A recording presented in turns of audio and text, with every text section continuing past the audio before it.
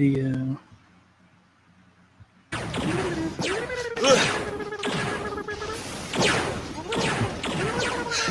So you're saying that some voice gave you a morpher so that you could fight off these guys during your Power Ranger review?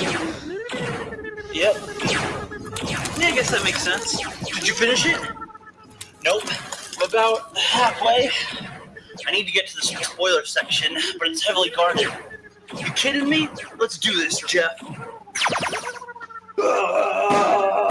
Mighty engines roar, turbo charge for more. Drive for around the moon. Power is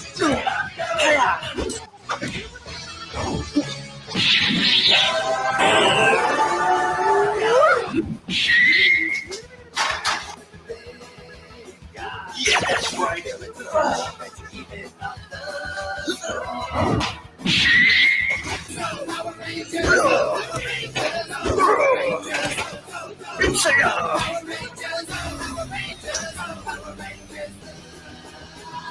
Yeah. far away, deep in space, to a galaxy below. Power Rangers, Power Rangers. Right, finish it, Jeff. I reached the spoiler section. Great job. Now continue the review. The power lies on their side. Go, Power Rangers. All right. That's enough of that. How's it going, everybody? This is the Fandom Collective YouTube channel, and we are back, baby. All right. Now that little intro's out of the way, that was just a old little skit from my old Power Rangers review from 2 years ago. So, what do you think of that, Flip? That is awesome. That is, I'm gonna have to watch that, man. I must have missed that because that looks outstanding. Yeah, that was before I had subscribers, so that was a fun one. But yeah, tonight is going to be a little different than the normal ones. We literally put the link out on Twitter, and it's in the little chat right here for YouTube. So if you guys want to come on in, feel free. We're going to have guests on one at a time, so we're going to rotate you out. So if you're in the back room, it's all right. It might take you a little bit before you come on, but just post your link in the private chat that we got there. And we've already got our first guest already coming up here, and it is Fallon Reacts. What's up, Fallon? Hey, nothing much. Sorry, I had it on mute, so I didn't make any noise, potentially. Okay, you're good. How's it going? Oh, it's a going. I've had a busy day. Oh, yeah, that's good. But it's always busy on my channel. Oh, yeah, no, I've seen your activity growing quite a bit there. That's awesome. I love it. Yeah. I'm finally at 141 subscribers, too. So it's going. 141, nice. That's awesome. Oh, yeah. Just telling everybody that's in the back room right now, it'll be a couple minutes before we get you guys on, so you guys can get yourself settled or go to the bathroom if you need to. We're gonna do it. We're gonna rotate people in one at a time. So that's how we're doing it tonight. And before we get going on to a topic of your choice, Fallon, that you want, Flip, how's it going on your end? What's going on in Flip's life? Let's hear about that. Oh, okay. Well, you might have not have noticed that I haven't been putting any content up lately because I've actually decided to focus almost 100% on the Fandom Collective, but I still do have a passion, and I've got a strange little project I'm working on that is the best way to put it is it's an abstract video, sort of like when Picasso paints. So I'll be dropping that tomorrow. That's been going on. And also, it looks like I'll finally be re-employed in the next week, and I'm pretty happy about that. Other than that, just making sure everything's going well with the FC on the Twitter end. And I got to say, there's some big standouts lately, and Fallon is one of them. So I'm so glad for you to be here. Well, I'm happy to be here. Yep, we're proud of your growth, Fallon. Yeah, what's the thing you're trying to do lately? I saw on Twitter you're trying to get a stream team together. Well, not so much a stream team. I'm compiling right now, as they're coming through, a list of people, like, say you're kind of new to live streaming or you've been around for a while and you can't find someone at a specific day, at a specific time, over a specific topic. This is what this is going to be, help people. It's like, hey, this person does, say, Star Wars on Monday through Friday at specific time and is in your time zone. So this is supposed to make it easier for everyone in general, not just the Fandom Collective or the Fandom Menace, just everyone in general, anyone who wants to take part in this. And that's a good idea. I feel like, the time zone things and everybody trying to figure out when to stream with everyone streaming all the time. That's a good idea. Oh, yeah. I've got at least 5 people who have emailed me with information, and I've already got them up on the spreadsheet I'm already working on. Oh, sweet. I like to see that hard work there. That's great. Oh, yeah. I find that is just such a community focused thing that you're doing. And I'm going to have to tell you that it's nice to see somebody taking time out of their day or out of their schedule with a channel as busy as yours to do something like this. So thank you. No problem. I enjoy it. I've seen so many people that help promote content creators about what should I do to grow and stuff. I'm like, this is a big thing. And they say you need to make something that's useful to people. And this will be useful.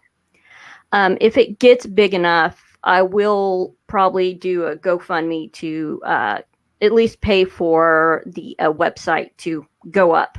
So that, say, you could go to www.thelist.com and you could see it there, and it would have more customization for it, but still it'd be something I'm wanting to do eventually, but I don't think it's worth paying for it yet. Okay, I got you. Yeah, still in the baby stages. That's all good. Mhm. And it's going to grow, and we'll help you promote that around as that keeps on growing as well. But tonight is bring your own topic, basically. So, as the guest, what topic did you bring to the table? What would you like to talk about? Okay, so everybody is talking about what happened with Crisis, and that the Justice League Flash did appear, and some people freaked out. Some people are like, meh. But what I want to talk about is the fact that the Flashpoint they're talking about for the Justice League Flash movie, that's in, as far as I know, is rumor right now, but it seems like the only thing that makes sense for that to happen to reset the entire thing. Right. So you're talking about the Arrowverse and all the No. episodes they've done? No, the Justice League movies to change how the stories are going to be going. There's going to be a Flashpoint, but they said it's not going to be the way you're expecting it, like how they did it in CW. Okay. They said that's how it's going to allow them to jump from the Justice League movies to whatever's going to be happening. Because I think they said the 1980s Wonder Woman movie is going to take place after the Flashpoint. Okay. Huh. So Flip, have you watched the Arrowverse shows, any of the, or with the DCU movies? I was just listening to you struggle there, man, because no, I would have done the same thing because I haven't watched it. I did catch a couple of people's thumbnails, and I saw that the guy that plays Flash in the movies is going to be coming to TV. Is that right?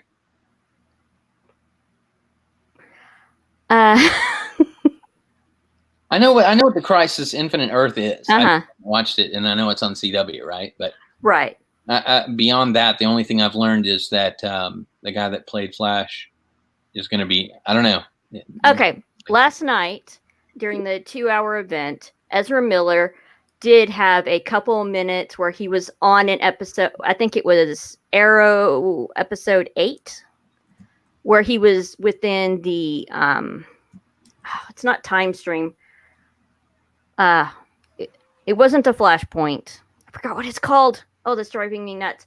It's the, I guess you could say, dimension where the Flash can go to travel through time, and that's how Ezra Miller was on there. He was only on there for a few minutes, but it allowed a nod at that DC movies, I think, are now part of the bigger multiverse. Okay, I mean, I guess that's interesting in turn of events. I personally have a huge annoyance with the Arrowverse currently, mostly because it keeps on going and going and going. And I mean, I'm glad one show is finally going to end, but Jesus, there's like how many now? and how many seasons to each one, and how many episodes if you wanted to catch up. I don't know. But, It would take I don't know. forever. To me, I want them to have a finale to the Arrowverse because they keep on continuing it and they reuse the same actors to play different characters, and it's just getting really dull to me. So even though if they had some cool stuff in the Crisis things, I don't care. I don't want to catch up. I don't want. There's too much to do. No, thank you. Yeah, I can understand why it can be so daunting. And I know that there's more DC movies coming out like Stargirl, but that takes place in a completely different universe. That's not connected to any of these. Like they had a scene with Doom on the end of the second part. They had the Teen Titans. They were in a little 15 seconds. But I think that was mostly them giving nods. Hey, this is happening in the universe. Well, the multiverse. Okay. But yeah, it's acknowledging them. It just doesn't mean they're in the immediate Arrowverse. Right. All right. I guess that's fair enough. Oh God, I don't know. There's just too much stuff. When there's too much stuff, like imagine being a new fan right now and going, "I'm going to watch the Arrowverse." You would need to have years to do this because there's no way you'd have the time. There's no way. Yeah, it would take you years to get through all of it because you have a life. Yeah. Well, oh my gosh. Do. Yeah. I don't really have a life. I spend it time watching movies and television, reading articles, trying to work on this project. That's awesome. That sounds like a life to me. Yeah. That is awesome. But yeah, any last things that you'd like to say on the topic or about anything else to promote, Fallon? Well, if you like pop culture, if you like television and movies, you should definitely follow me. And also I would suggest following me on Twitter because I'm going to be doing all my updates as I always do on my videos on this project. I even have a video up explaining how this project, this list is going to be, what you need to do to get on there. I've got to say, I love this project. I mean, it doesn't just work for the fandom community. It works for all communities, really. Yes. If they get in touch with you, you would like them to contact you through the email only. Right. At least with their list of Mm-hmm. Right. So that's, I just love it. I think it's wonderful. It's as helpful as anything that anyone's doing. And I myself, you won't usually catch me on a stream unless it's with Rookie or someone else. But if I ever do go a little bit solo, I'm going to always want to be able to find somebody. And that's the best part. Oh, yeah. Yeah. I think it will also help create a sense of community for those YouTubers that don't have a community, because there's not a lot of communities like this one. I know, like, there's one for like the content creators, the TubeBuddy, vidIQ. They have those kind of things, but not everybody has it, and this will definitely help people connect. Yep, I agree. And yeah, so we're going to help support you on that along the way as you go. This is Fallon Reacts, everybody. She's an awesome Uprising YouTuber. She's actually just a few subs short of 150, right? Yep, I'm at 141 right now. Yeah, Fanzane's posting your link down in the chat. We're going to have you on again at some point, Fallon, but thank you for stopping by today. I got a couple people in the back room waiting to come on, so all right. You have a good one. You too. Talk to you soon. Cool. I love what she's doing. All right. Oh, hey, man, I'm going to bring you on and here, I'll bring two of you on for the moment. Okay. Sorry, you both were waiting for a little bit, so I'll bring you both on. But Teresa was there first for a sec. So Teresa, introduce yourself. Teresa Martin, what's up? Hey, not much. I was really glad to see that there's this open stream. Well, I'm Teresa, quote unquote Martin, Teresa Martin. I have a little YouTube channel, which, what can I say? It is everything that interests me in the day or anything that really ticks me off in the day. So you're going to find a lot of travel, since I travel, a lot of travel vids, history, bedtime reading, puffins, cats, one of my series of Catholic explaining. I like to Catholic explain because I got nothing better to do with my spare time. Of course, the Clone Wars right now because I'm rewatching them, getting ready for the Clone Wars to come on Disney Plus. Very excited nice. about that. Oh yeah. Yeah, did they take that off of Netflix, the Clone Wars? Yeah, they did. Oh, wow. did? Yeah, as far as I know. Then again, I haven't watched Netflix in a little bit, so Yeah, same here. I haven't really noticed, but yeah, that was one of the shows I would go back to every now and then on there. But yeah, dang. So when are they releasing the new Clone Wars episodes? If I'm correct, it's coming in February. February, sweet. Yep. Yes, I cannot wait. Cannot wait. Isn't it exciting that finally, now that this Rise of Skywalker is over, we realize there's some really kick-ass Star Wars content coming. I never thought it would be on Disney Plus. I fought subscribing to it, but then The Mandalorian just blew me away from my personal opinion, and then the Clone Wars. It's very exciting for me. Oh, yeah. agreed. That's true. And real quick, so we've got the Angry Atlantean. What's up, man? How's it going? Going good. Want to tell us a little bit about yourself and your channel? Not really much to say right now. I mean, I'm small. I'm starting out. I'm still trying to find the groove, really. Well, that's all good. I mean, that's kind of the point of this in a way. You know, we're trying to, we love to help find smaller channels, find themselves, to get exposed to some other people, get into some conversation, figure out what you want to do. There's a lot of things to talk about, a lot of YouTube channels out there. So it's going to be a while before you find what totally fits with you. I keep on posting things that I probably shouldn't even on my channel. So I've been around for a while, so it's all good. No, I say as of late, it's mostly been just a bunch of me talking to the camera and ranting, and I'm like, that's probably not going to be me. So it's going to shift more to gameplay, which is what I've been posting. I think the last 12, 13 videos I've posted has all just been from gameplay that I've been doing. Nice. Well, that's a good start, I'd say. Yeah. But all right. So real quick. So Teresa, since you got on here first, what is something that you'd like to talk about? What topic did you bring to the table tonight? Well, my topic was kind of what I was saying about Star Wars. The things that are exciting about Star Wars right now, the three of them, for me, it's the Clone Wars, the Mandalorian, and this new EU. I think probably the new discovery of the EU is one of the most exciting things going on around in the fandom right now. There's a book club that Ryan Cannell and Lethal Lightning have. There are other YouTubers, and we read a book every month. We're rediscovering the great stories that happened way back in '91, back when I was still in high school, and got decanonized. And some of us accepted it. I did for a little bit now, until The Last Jedi happened. And then everything blew up, and I just hated Star Wars. And now we're getting back in and remember what's not allowed.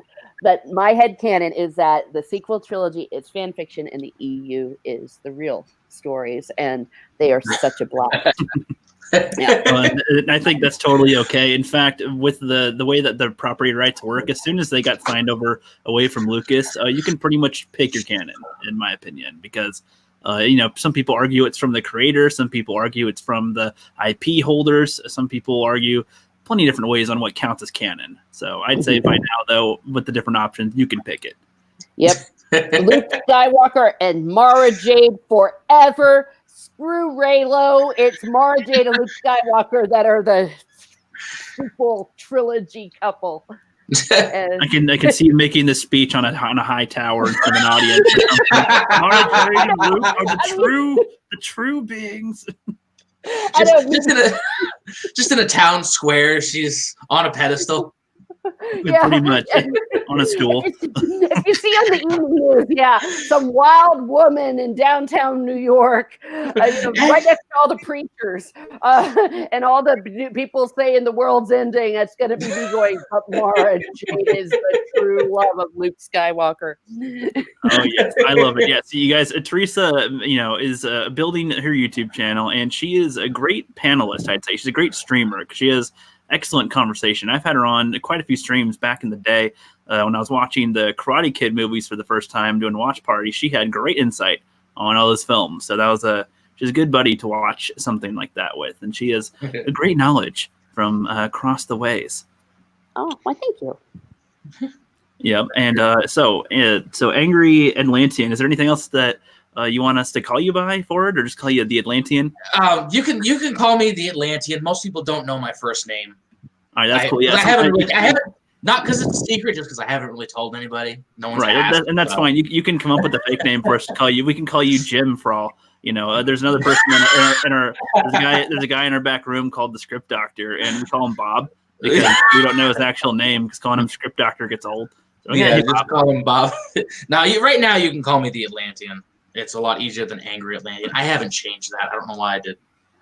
I gotcha. So. But real quick, so is there a topic that you wanted to bring to the panel, to the table? Yeah, I didn't think of a topic. I didn't know we were going to bring one to the table.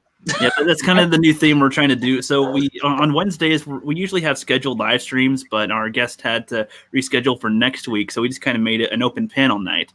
And we're gonna have those. We're trying to have them on Sundays, but as of now, it's difficult to nail down a specific time. So we decided we'd do that tonight. And it's we bring on a guest to rotate on here and there, and you bring up what you want and get a few minutes to chill with the collective and chill with the audience. And it's easy to remember because it's bring up the topic. It's the butt stream. Yep. That's me. That's of course mostly because I'm left on the side going, but. Yep. I can't argue with that logic there. Yep, that's true. That's true. I've been the past most of the day I've been watching a couple things going on. I'm not gonna bring up the Stephen King thing, but one of the things I've been excited for, I don't know if you guys are gamers or not, is a couple of the remakes coming out. The Resident Evil 3 and Final Fantasy. Okay. I've been excited for those. I don't know much about. No one really knows much about what's going on, but they released a teaser trailer for Resident Evil 3, I think today or yesterday, something like that. I'm so confused with that because I thought there was like 40 Resident Evil games or something, or at least like 5, and then there's like 8 or 9 movies, and Resident Evil 3 or 4 now. I'm like, wait a minute, what do you mean? There's already Resident Evil. Let's see. Oh God, let me see if I can itemize this in a few seconds. There's Resident Evil 1, 2, 3.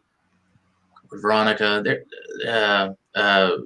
Fuck, I don't know. I can't itemize it all right now. There's like 7 or 8. There's like 7 core series games, which is just the numbered entries, and then there's God knows how many spin-offs from the eras before. So there's easily 15, 20 different Resident Evil games.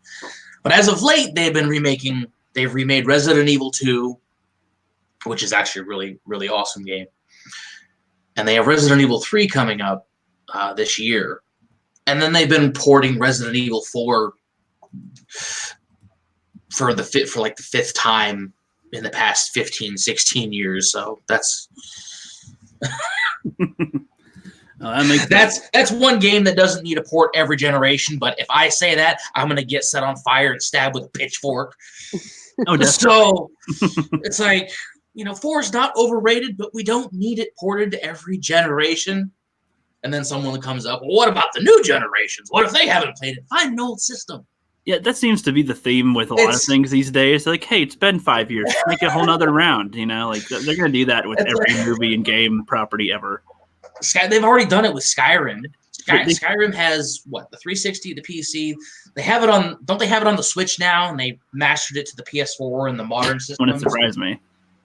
If they had their way, they would port it to every system short of the fucking Game Gear. Pardon my French. Yeah, I don't know. It would not surprise me by now, to be honest. But real quick, so Teresa, is there any last things that you'd like to say or shout out or give notice to? No, not really. Just happy to be here. Mara Jade and Luke forever. Clone Wars is coming, and I love Baby Yoda. That's sweet. Hey, but no, I see there's been like a shipping between Lethal Lightning and our OG Mara Jade. Lethal Jade, yes. Is it Jade Lightning or Lethal Jade? Oh, I thought it was Lethal. I thought it was Lethal Jade, wasn't it? We I voted think on I think it's been the debate on what to call them because they're obviously a pair. I've seen both actually. I think I saw Lethal Jade like a few hours ago. Yep, I see. That's going to be the next war. Those guys versus the Raylos, but this will be more sense. This will make much more sense. First, it was Candy Corn. Next, it's going to be Mara Jade and Lethal Lightning. Hey, Oh, exactly. that's something worth having a discussion over. Yeah, it's actually fun to discuss with character development from these people. To be Exactly. honest. There's more character development in Lethal Jade than in the entire sequel trilogy. Yep. But yeah, thank you for coming by, Teresa. We'll definitely invite you more in the future and whatnot, and to stay in touch. But yeah, you have a good one. Okay, thank you. Have a good evening. Have Bye. a good evening there. All right, and the Atlantean. Any last things you would like to say to the panel, to the chat, to shout out anything? Well, I'm going to say thank you for having me on. I don't get the chance to do this very much, so I usually take the chance when someone does this. All right, no problem, man. Yeah, there's a ton of streamers lately, and follow Fallon Reacts. She's definitely trying to work on networking with people to do live streams and whatnot. So yeah, I'd say give her a message. Yeah, it would be fun. But I'm also working on a couple of projects for my channel. They're not up yet. I have a video coming up soon. Oh, sweet. But I have a couple projects in the works too. If y'all want to check out the channel, see if you like it. If you don't, it's okay. I'm still rough around the edges. That's good. Well, if we're not posting you yet, or once you start getting some videos up, if you want to message the Fandom Collective, and then Flip's gonna post you up. I already have. I think I don't remember when I did that. I think that was A couple months ago. Yeah, it had to have been. The past few months have just been, zooming by. Oh yeah, I agree. With the Rise of Skywalker stuff, and then just creating videos and work and all of that.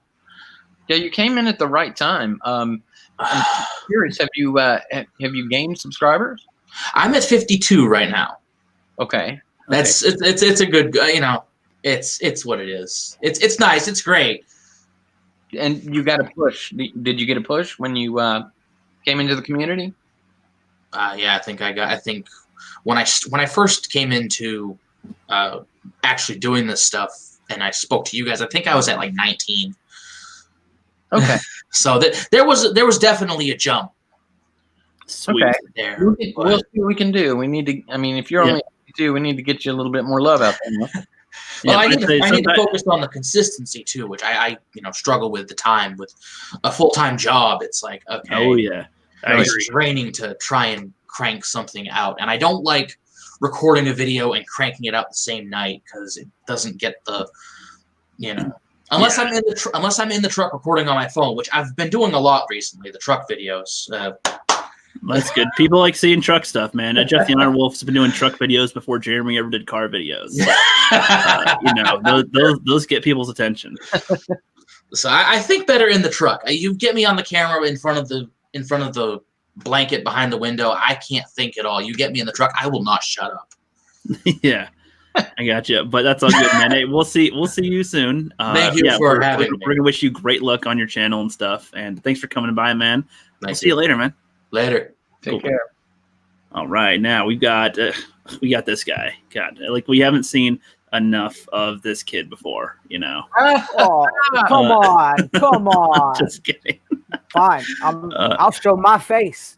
Yeah, you're good. Yeah, I don't feel like setting up my camera, but Show me some money, Jimmy. Show me some money. Some money. But yeah, so we're bringing on our Knight Ambassador, Fansane. What's up, dude? What up? What up, guys? Feeling good. Liking to get to know these people. I love having people come on in. That's a good idea for a stream. Oh yeah, this is we're trying to get a consistent date to do this so that we can keep on doing these. But we'll figure that out soon, pretty soon. And we've also got with us the Script Doctor, or AKA Bob. He's Bob to me. What's up, dude? I'm gonna call him Robert. How's it going? Doing good, man. Andy, nice to meet you, sir. Nice to meet you too, Robert.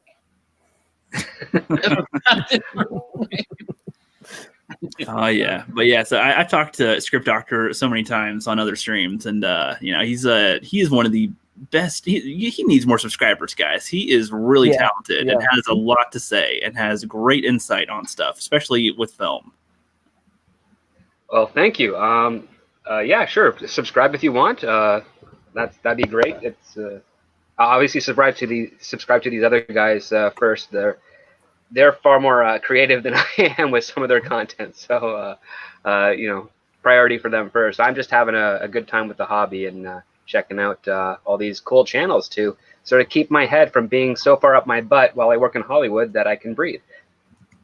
Oh, you work in Hollywood? During the spring and summer months of the year, yes, I do. Wow, that is interesting. What do you do, if I may ask? I am a script doctor. Oh, literally? Wow. Yes. Really fixes up the scripts.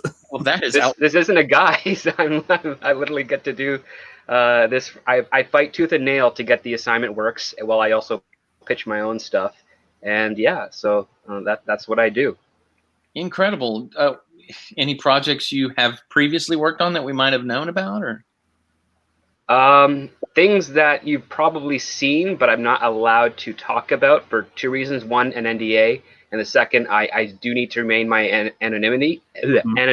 Yeah. Recently, because a friend of mine on Monday night texted me he got into some trouble from the cancel culture, and I've spent the last 2 days in jail by his side while he goes through testimony with his lawyer.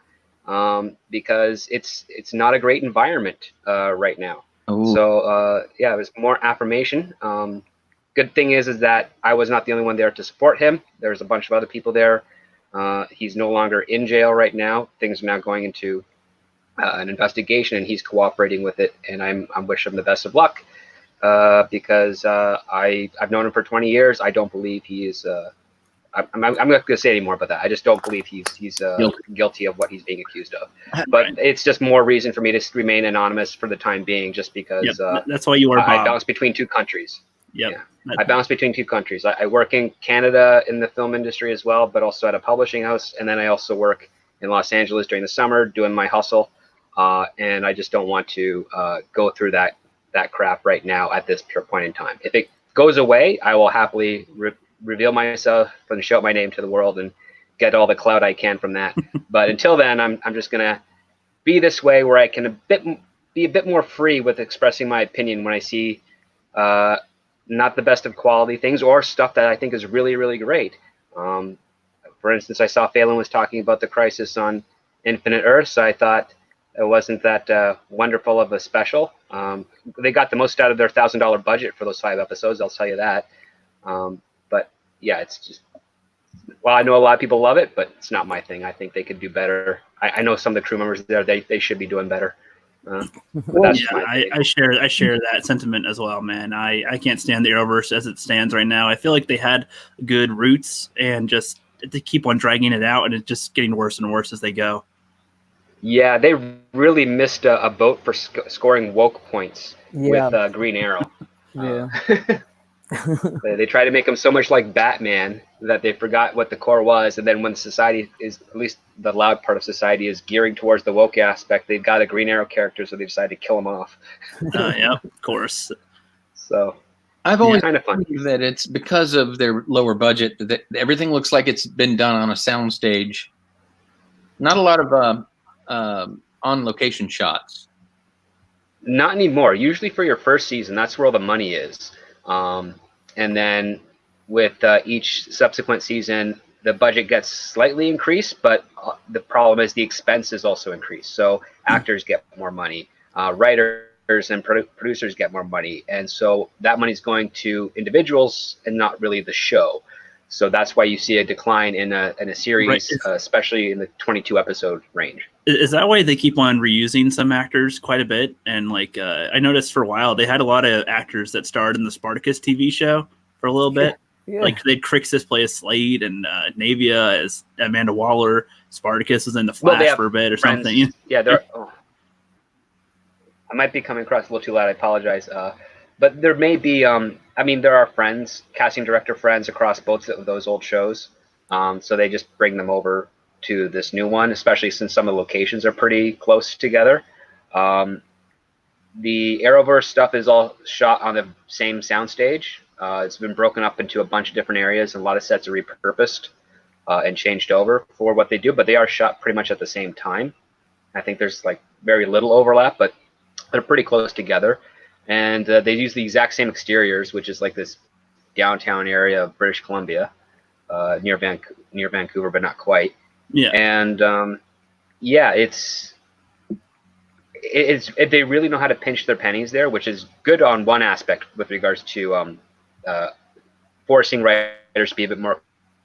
Sadly, the writers of their show, in my opinion, are not all that creative with their budget. They don't do bottle shows. All their choreography is exactly the same.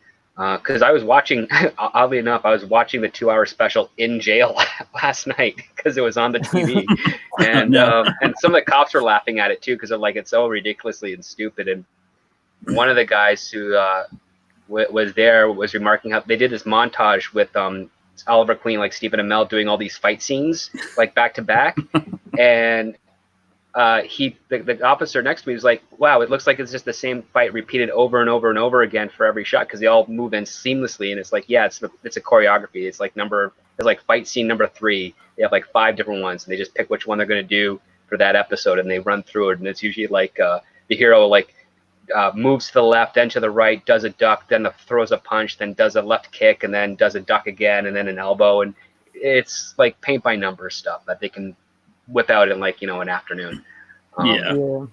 There's also lots of shots where there's shots where they're punching at the air where they're supposed to like put a CGI thingy in to like when they're fighting ghosts. Yeah, and on top of that, how threatening is an enemy that vanishes after one hit? Like that's basically what it is. They punch them once and they disappear. Well, that's the thing that I feel that they've really done poor on. They've decreased the threat level. They've increased. Oh, here's more threats, so you need more heroes. But it's like it feels like they're not really a problem. They're just making it look like it's a problem, but it just kind of isn't.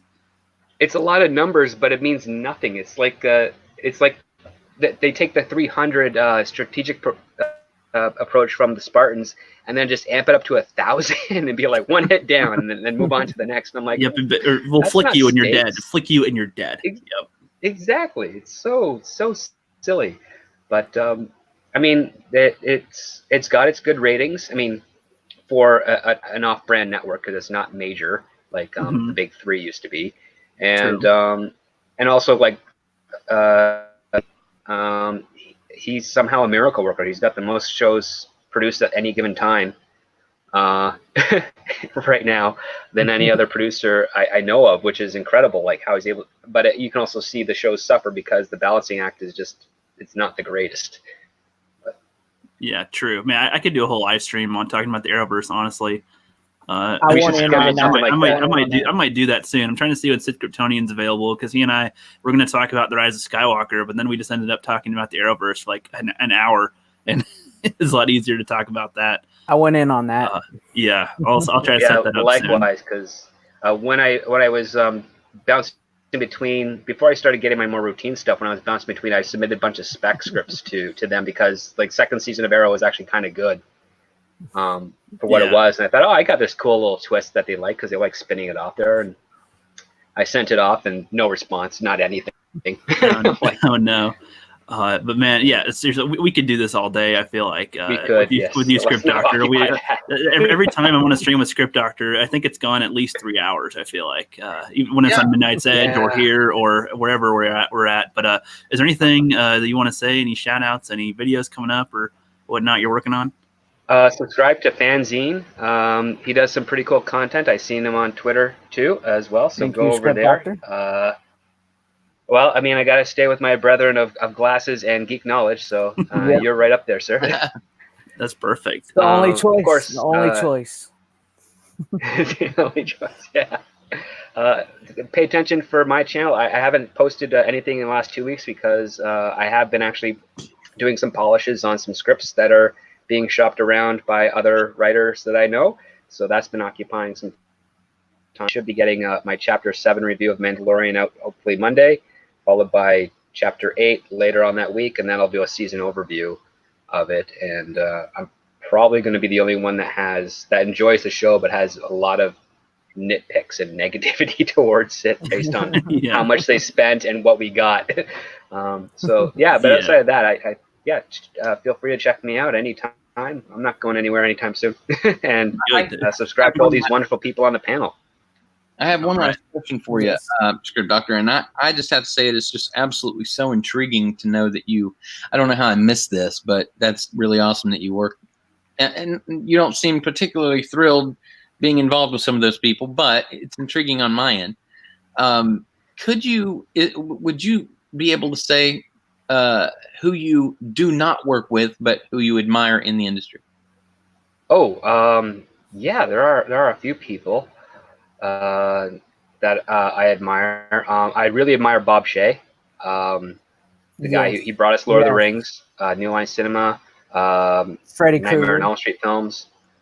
I do have a connection to meet them, but I haven't exploited that yet. I kind of want to get some other footing out there. I really want to work with Robert Rodriguez because he's his own. He's an independent filmmaker. He does his own stuff. I dig him a lot, and obviously Guillermo del Toro. There's lots of other names out there that I'd love to work with. Basically, I'll work with anyone that can help me get more than my official credits, because that helps with a steady job. There's a number out there. Yeah. Well, like Rookie, I could easily talk to you all day, but thanks for coming on. It was really a pleasure. Yep. Subscribe. Thanks for having me. I like supporting with you guys. Hell yeah, man. We'll have you on again soon, man. We'll have to get together sometime. Absolutely. Yeah. Definitely, Spanzine. Yes, All right. I'd like to talk to you. All right. Have a good one, Script Doctor. Absolutely. I'll send you a DM. Take care. All right. Cool. All right, I'll keep you on Fanscene since you are our night ambassador, and then let's welcome Darth Daddy Lunga to the panel. What's up, man? How you doing, guys? How you doing? Pleasure to be here. Greetings. Thank you for the link. It's a wonderful thing you guys do to let people come on here like this and talk about their stuff. Yeah, no problem, man. Yeah, we're trying. It's something new. We're kind of trying because we always try to schedule people like more than one every week, but it's like kind of hard to fit everyone's schedules around, and some people just have different time zones and stuff. So we're gonna try to pick a day where we'll maybe have different times. I don't know, where we'll just throw the link out there and let anyone who wants to talk about something come in and bring it up. So why don't you tell us about yourself and about your channel, man?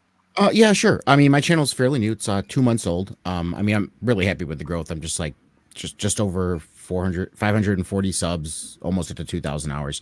My channel started out as I did have some help at the beginning. I mean, my channel started out as a spinoff of the Gray Order movement that Josh at Den of Nerds started, and so I created his channel, and he had me on his show a couple times, and it's grown from there. And I mostly do live stream. I was going to do recorded content, but I'm like, live streams are my thing. I just enjoy conversing and interacting with people more than putting out recorded content. But it's basically the Gray Order movement was basically about a way to heal the Star Wars fandom, to bring fans together, regardless of which, if you love it, hate it, whatever, we're all fans at the end of the day, and let's have civil discourse on it rather than some of the vitriolic things we've seen, like on Twitter and stuff like that. So that's what the channel is primarily about. Just today, actually, I updated it to where I'm going to actually expanding out more than Star Wars. I mean, I love other things, obviously, superheroes. I'm a big DC fan. I like the MCU as well. Fantasy, the little book behind me is my book. I just had a Kickstarter a few months ago that was successful, and the book releases February 22nd on Amazon. So I'm a first-time fantasy author. I love fantasy. So I'm going to talk about all these other things as well on my channel too. Oh, wow, man, you are a busy, yeah, busy man. The funny thing is, this channel was a complete accident. It wasn't. It was just I was in Discord with the Gray Order Discord, and we were just talking. And one guy in there, we got along pretty well. We're like, hey, you and me talk well. Let's just like do something for fun like once a week. And we did it, and like a week into it, we did one show, and he's like, yeah, I don't want to do it no more. So I got like dumped with this channel on my lap, and Josh was like, hey, you guys doing anything? I'm like, I guess. So I just started doing it.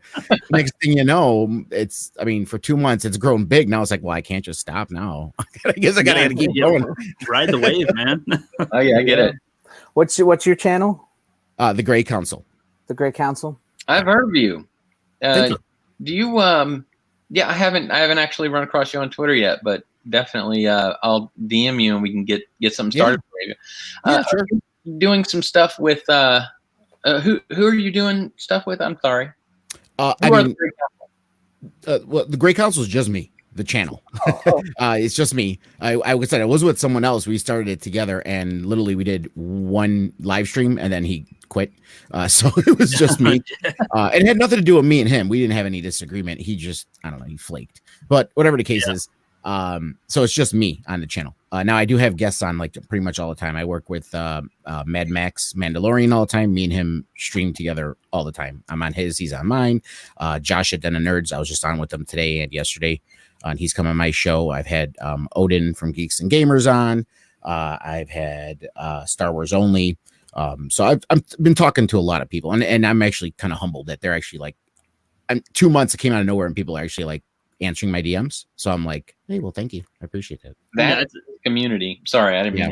No, you're good. You pretty much said what I was going to say. It's like a lot of people in the Star Wars community right now, or just the pop culture entertainment, I don't even know what we'll call it anymore, are very accepting to communicating with everybody, which I am not used to seeing that on YouTube, because usually it's just one person, one channel. Maybe they have some crossovers with a few other channels, but really nothing much. Like back in the day, I think Channel Awesome was like the only one that was any bit similar to where there's crossovers from other YouTubers. But it's like, no, now everybody's like willing to talk, have conversation. Well, that's what's fun. You know, it's fun. You get to different personalities. You know what I mean? Not only do you have different personalities, but you get a mixture of people, you know, in the live chat, you know, to where you get, instead of an echo chamber, you get a bunch of people mixing together, being able to talk to each other in different personalities. And I like to think and believe that when you get two, you say, differing personalities of differing opinions on a screen who are getting along, that eventually the chat starts to get along. You know what I mean? Yeah. Because it's like, I like this guy, you like that girl, or whatever the case is, and they're getting along. So we, like Rocky IV, you know, if I can change, you can change. Maybe we all can change. I haven't seen Rocky yet. Oops. Oh man. That's the one thing you'll know with me. I need to catch up on classics, but I'm getting there. But yeah. Well, from the gray in my beard, obviously I was around when Rocky came out. So yep. You're not alone, brother. You're not alone. Hell yeah. But yeah, I've been asking a lot of the questions lately. But Fanscene, do you got anything you want to bring up, or Daddy Lunga, or anything, dude? No, I mean, I'm like the work everybody's doing. I'm happy about it. Yeah, you know, there's a lot of discord amongst fans, and sometimes you just want to have a civil conversation, and so that's a pretty good idea. Right. And the thing is, you know, we try to tell everyone, it's like, no, everyone is entitled to their opinion. No one's saying, you know, well, at least no one should say, you shouldn't have that opinion. You're completely wrong. You're just, now you can say I disagree, you know what I mean? But to tell someone an opinion is wrong on something subjective like media and film and, you know, books or whatever, it's like, you can't really tell them they're wrong. It's their opinion. You know, it's like when people listen to music and they come up with, you know, their rationale for what the song is saying. Everyone hears something different. Yeah. Makes sense. Yeah, I like the conversation too, where it's like, even if somebody's saying this film is directly, like, it is provably bad, and then somebody or somebody says it's really good, it's provably good, and see the different arguments people bring up as well, kind of like in the Mahler area of stuff. I love listening to them try to, you know, break down things and have opposition come on and, you know, give their point on what they do, because sometimes they make a great point as well. And I love seeing the different opinions get actually voiced out there. Yeah. And I think I actually saw you a couple days ago. Yeah, we were on Star Wars Only together. Yeah, for a bit. Oh yeah, you were on there. That's right. But yeah, I'm the rookie critic, I remember. Yep, I gotcha. Yeah. We were on Star Wars. Yeah. He's a great guy. I really like him. Me and him. He's a cool dude. He's one cool dude. But yeah, do you want to stay on for a little bit? I'm going to bring in the next person in the back room. If you want to come on too. I'm sorry. Yeah, there's actually more people waiting than I thought. So I'll bring in this next one. Let's see. Africa Man. What's up, man? How's it going? Hey, bro. What's wrong with my camera? It's lagging. Sorry. Okay. No, you're good. Your audio sounds good too. Why don't you introduce yourself? What's going on, man? I'm Africa Man. I'm in the chat. So basically, I kind of wanted to like discuss, because people have been hating on like people who like the newer Star Wars movies, and it's like I think it should just be like a preference thing, and also kill niggas. I hate niggas.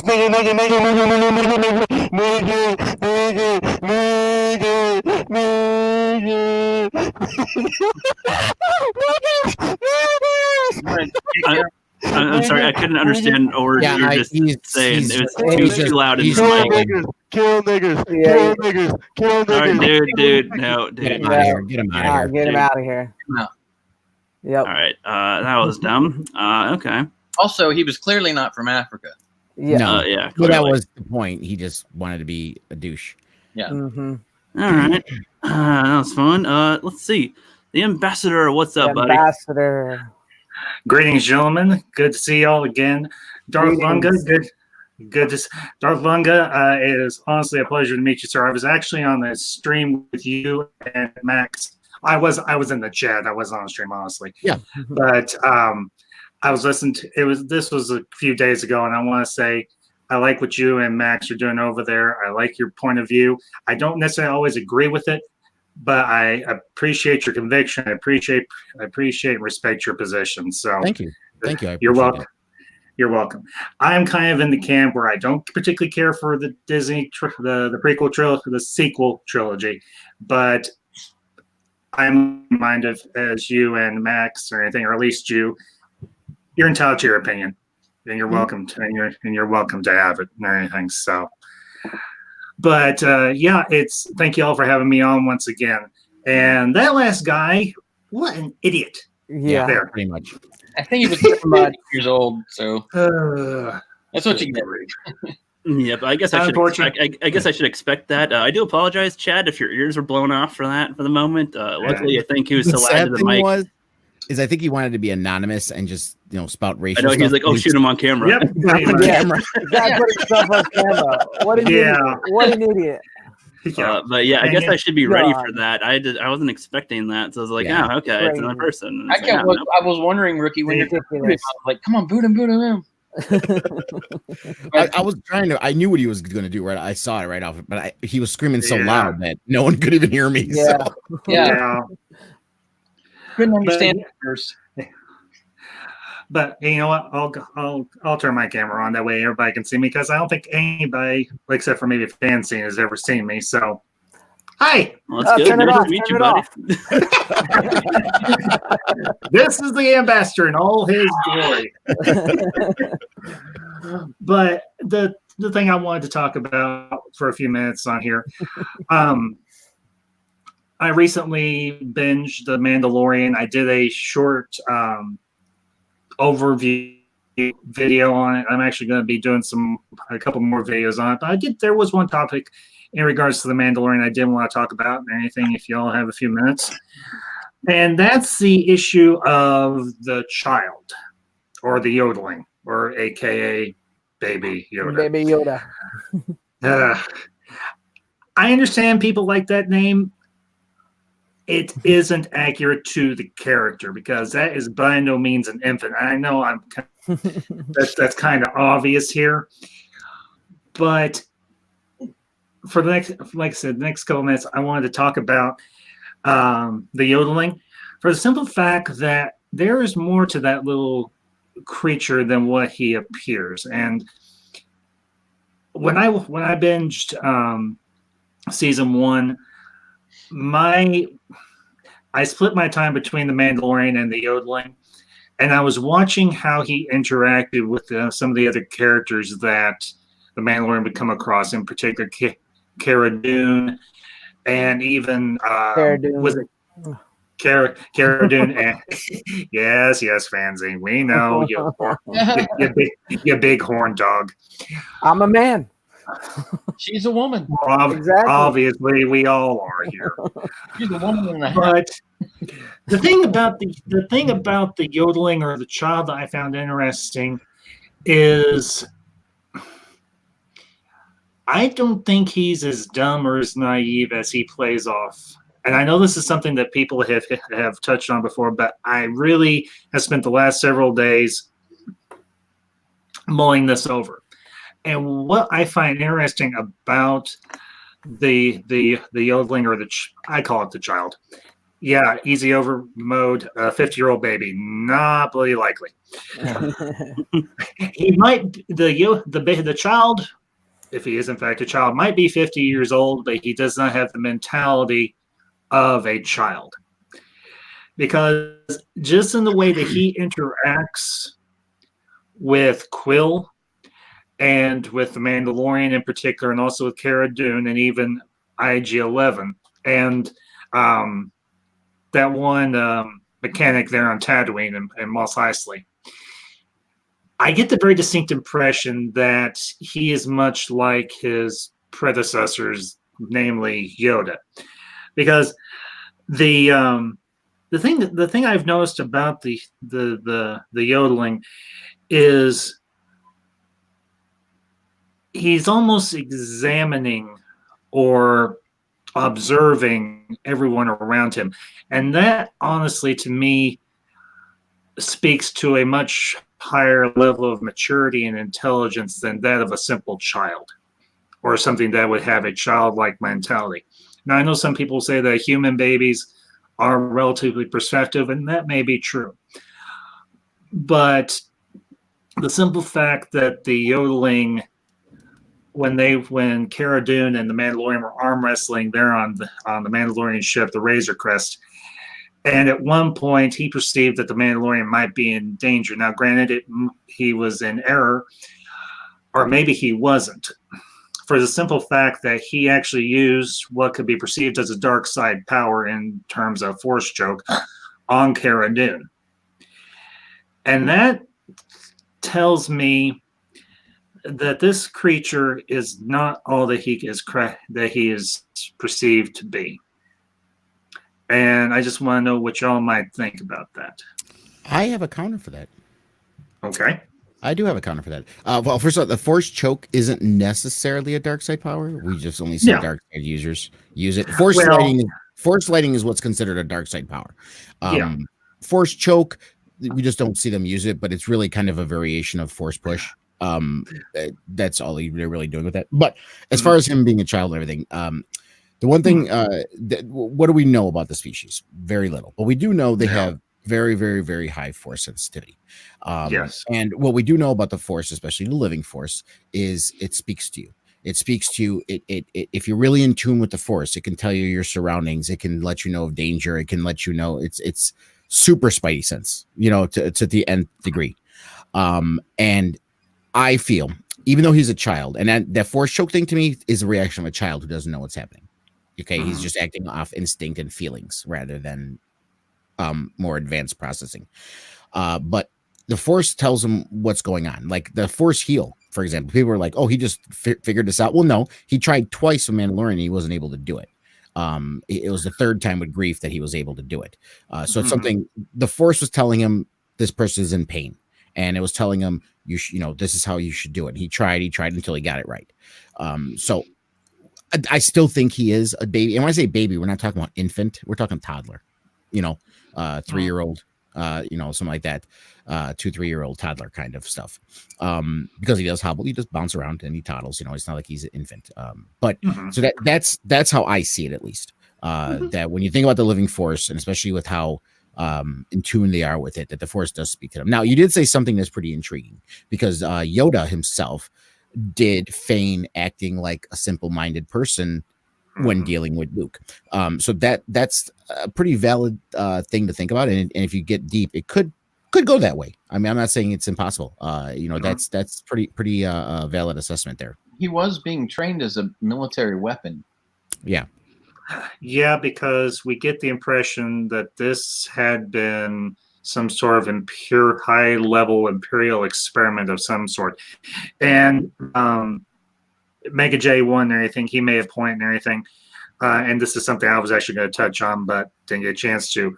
Luke does, in fact, use Force Choke in Return of the Jedi. So I may have spoken in error or what have you and everything, because Force Choke could be considered a force-neutral power, not so much specifically to the dark side, but it's more synonymous and everything with right, dark, because it's an offensive thing rather than a defensive. That's why. Precisely, yeah. But good points, sir. Good points. All good points. Yeah. The other thing about the yodeling that I will be interested to see in season 2, and I made this point very emphatically, I am hoping to hell that they do not try and use the Mandalorian to try and fix the screw ups of the sequel trilogy. That is not the intention of this show. Favreau and Filoni and the other directors have a vision for this show, and if I were them, I would tell Kennedy to be perfectly blunt, to FO. Take her garbage ideas and shove them where the sun does not shine. The Mandalorian has potential to be a good show if it is left the hell alone and left in the hands of people who care about it and who are busting their asses to make it. And that's the plain flat dab truth of it. The sequel trilogy is over. It's done. Right now, all we're doing is the post-mortem on this thing. We're doing the autopsy, and that's fine. The Mandalorian, I think, has potential to be a good show. Now, will I be the first to admit, or one amongst many to admit, that season 1 had its flaws? Yes, I am. I'm not blind to this. But I think there's a lot of good in the show. It has potential to do something different that has not been seen in Star Wars, and that's honestly a live-action Star Wars show that can have a unique tone and a unique message or messages, and so long as it's left, as I said, left the hell alone by Kathleen Kennedy and her ilk, and Favreau and Filoni and Deborah Chow and everybody else that busted their backsides to make season 1, this can be something that not just Star Wars fans will enjoy, but people from outside the Star Wars fandom could enjoy as well. And I know that's just my 2 cents on it, but I know a lot of people have had gripes, and you're entitled to have your gripes. I'm not saying anybody isn't. You're justified in your opinions. But I think this show has potential, and I think some people have been overly harsh due to the fact that it is connected with Lucasfilm and also with Disney, unfortunately. But I don't think that we should judge this show prematurely before we see what season 2 has to offer. Now, season 2 goes the woke route and goes completely down the toilet, then yeah, we need to really take a step back and say, do we want to invest any more time in this show? But if it doesn't, and Favreau and Filoni are allowed to continue with their vision, and I think these guys have a vision for the show going forward. They have a heck of a lot more vision than the people that did the sequel trilogy did, to be perfectly honest. That's just my 2 cents. Then this show can become something rather unique and be very enjoyable, and I, for one, will give them a chance. I'm not saying no one has. A lot of people have. But I'm of the mind that more so wait and see rather than just judge off out of hand or anything, or judge overly harshly. Because another point I made in my video on The Mandalorian, there have been numerous shows over the decades or anything that have had weak first seasons and have gone on to be extraordinary shows, or have been shows that have had longevity, have had legs, and have built a fan base. I mean, for heaven's sakes, if you look just one particular franchise in general, which unfortunately has gone down the tubes as well, is Star Trek.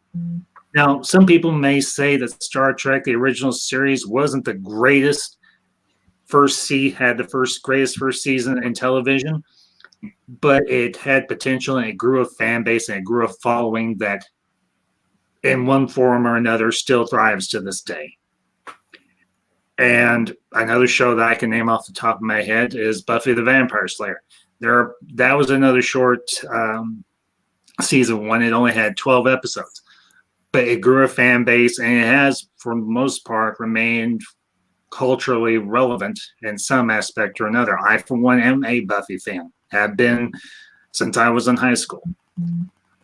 So before we just completely jump ship or pass judgment, let's see what season 2 has to offer. And if, again, I know I'm kind of repeating myself, if Favreau and Filoni can continue their vision, then I, for one, am willing to give them a chance. Yeah, my 2 cents. Cool. Nice. Nice. Yeah. Anybody else got a comment on that? I actually haven't watched The Mandalorian, so I don't have much to. I mean, the only thing but I you don't would watch say on anything. the only thing I would say on it, I mean, I'm not happy with Kathleen Kennedy's leadership at all. No. Don't get me wrong, but I think sometimes people give her far too much credit and involvement in scripts. She really doesn't have much of a say so. Not she could have a say so, let's put that way, but she really doesn't. What if anything, the problems we've had with Star Wars is because her lack of ability of getting the correct people in charge. That's the thing. You know, she let Ryan in, and Ryan did whatever he wanted to. Now, because she liked the stuff he did, she did all these things with the shirts and the stuff. So it makes people think like, oh, she's the one pushing this. No, she just agrees with Ryan and liked it, so she was on the bandwagon with it. Okay, so JJ was in charge. I mean, the people tried to come out with that little Reddit thing, like how GJ they changed the script, the editing on him. That shit didn't happen. Sorry, I'm sorry if you don't love swearing, but that didn't happen. What you saw on the screen is what JJ wanted to put up. Okay, and what you saw on Last Jedi is what Ryan Johnson wanted to put up. So Kathleen Kennedy didn't really involve herself that much, and I think as far as Favreau and Filoni go, they have their reign. They're doing what they're doing, and I'm really optimistic about it. So that's the only 1 cent I'll add to your two. hey, and Lunga, I agree with you wholeheartedly. I have to tell you guys, I've seen Fanzine, have you seen The Mandalorian? Yes, I've watched it all. Okay. Yeah, I've seen it from beginning to end, gosh, probably around 30 times already, just to get over my depression over the sequel. I'm like, you know what? God damn it, this is better. But the Yoda, the yodeling, whatever you want to call him, I think he's, I think you nailed it when you said he's like a toddler, Daddy Lunga. And I would agree with that. And I think the Force choke thing is also a neutral power, like you guys both agreed. Although I think the difference between, I've just been dying to say this whole conversation, but I think that the difference is that a dark side user would use it to kill someone, whereas Right. Luke did let go of those guys at the end of his choke. Did they live? I don't know. Went off screen, but he did. I mean, if you think about the Force push and the Force hold, everything they do, it's like an invisible hand. You know, like when they pick up the X-wing, when they move items, it's like an invisible hand. So it's the same. All this hand is doing is going to her throat. So it's like Green Lantern. You can't. Yeah, exactly. The big green hand just coming in. Yeah, that's a good parallel right there and everything, because if you consider what the Green Lantern rings do, they make the thoughts of the wielder manifest. Constructs. No, constructs. Yes, thank you. Mm-hmm. But that's not too dissimilar from what the Force does. It manifests the will or I like that. I fully endorse. I fully support that. But it allows the wielder to manifest their will in one form or another, either in protection, defense, domination, destruction, what have you. And what I'm hoping that they may do with the yodeling with the child, I know some people don't like this term, but keep him gray, neither light nor dark, right in the middle, because that's actually how the ancient original Force wielders that eventually became the Jedi were meant to be. They were meant to be gray. They were the Jedi. Yeah, exactly. Yeah, you know. And everyone keeps forgetting about the Bendu in Rebels. Yes, who, I haven't forgotten about the Bendu. I remember him because he was right down the middle. And the only time that we see a true gray in any type of media might either be Starkiller from Force Unleashed, or if you play KOTOR or KOTOR 2 or SWOTOR, you could actually go gray. Anything. And I think it would be best for the child if they allowed him to be gray, because that would be in keeping with how a person that's in tune with the Force should be. That right there, not to contradict the prequel and the original trilogy, that right there is true balance. That's when the Force is in balance. Sidious wasn't entirely lying to Anakin. I kind of made this point in a video I made a while back. Sidious was not lying to Anakin when they were talking in his quarters, and he finally reveals his true identity to Anakin. When Palpatine says, "To understand the great mystery of the Force, you must explore all its aspects, not just the dogmatic teachings of the Jedi." And that's one thing that Palpatine had 100% correct. The Sith have a greater ability to explore all aspects. They just happen to be more in tune with the darker side of the Force rather than the light. But the thing is, we have seen, I think one decent example would be Revan, of a Jedi being a true gray, because he could wield both aspects of the Force and do so competently. Aside from him, we've either gotten Darth Vader did the same thing. Anakin did the same thing. So, well, the only thing was he didn't have full control of all different powers within the Force. I think the only power he didn't have access to was Force Lightning. Obviously, Anakin in the Clone Wars, you see him eventually learn to manipulate that one Force ability into Force Choke, because he used it on Poggle the Lesser in an interrogation. I think he used it in that one fight that he had with that guy that was an old crush of Padme's or something, when they're there in Padme's apartment on Coruscant. And he actually uses Force Levitate and Force Choke in concert. He also used it when he was looking for Hardeen. He went into the he choked the bartender. Yeah, I think you're right on that one.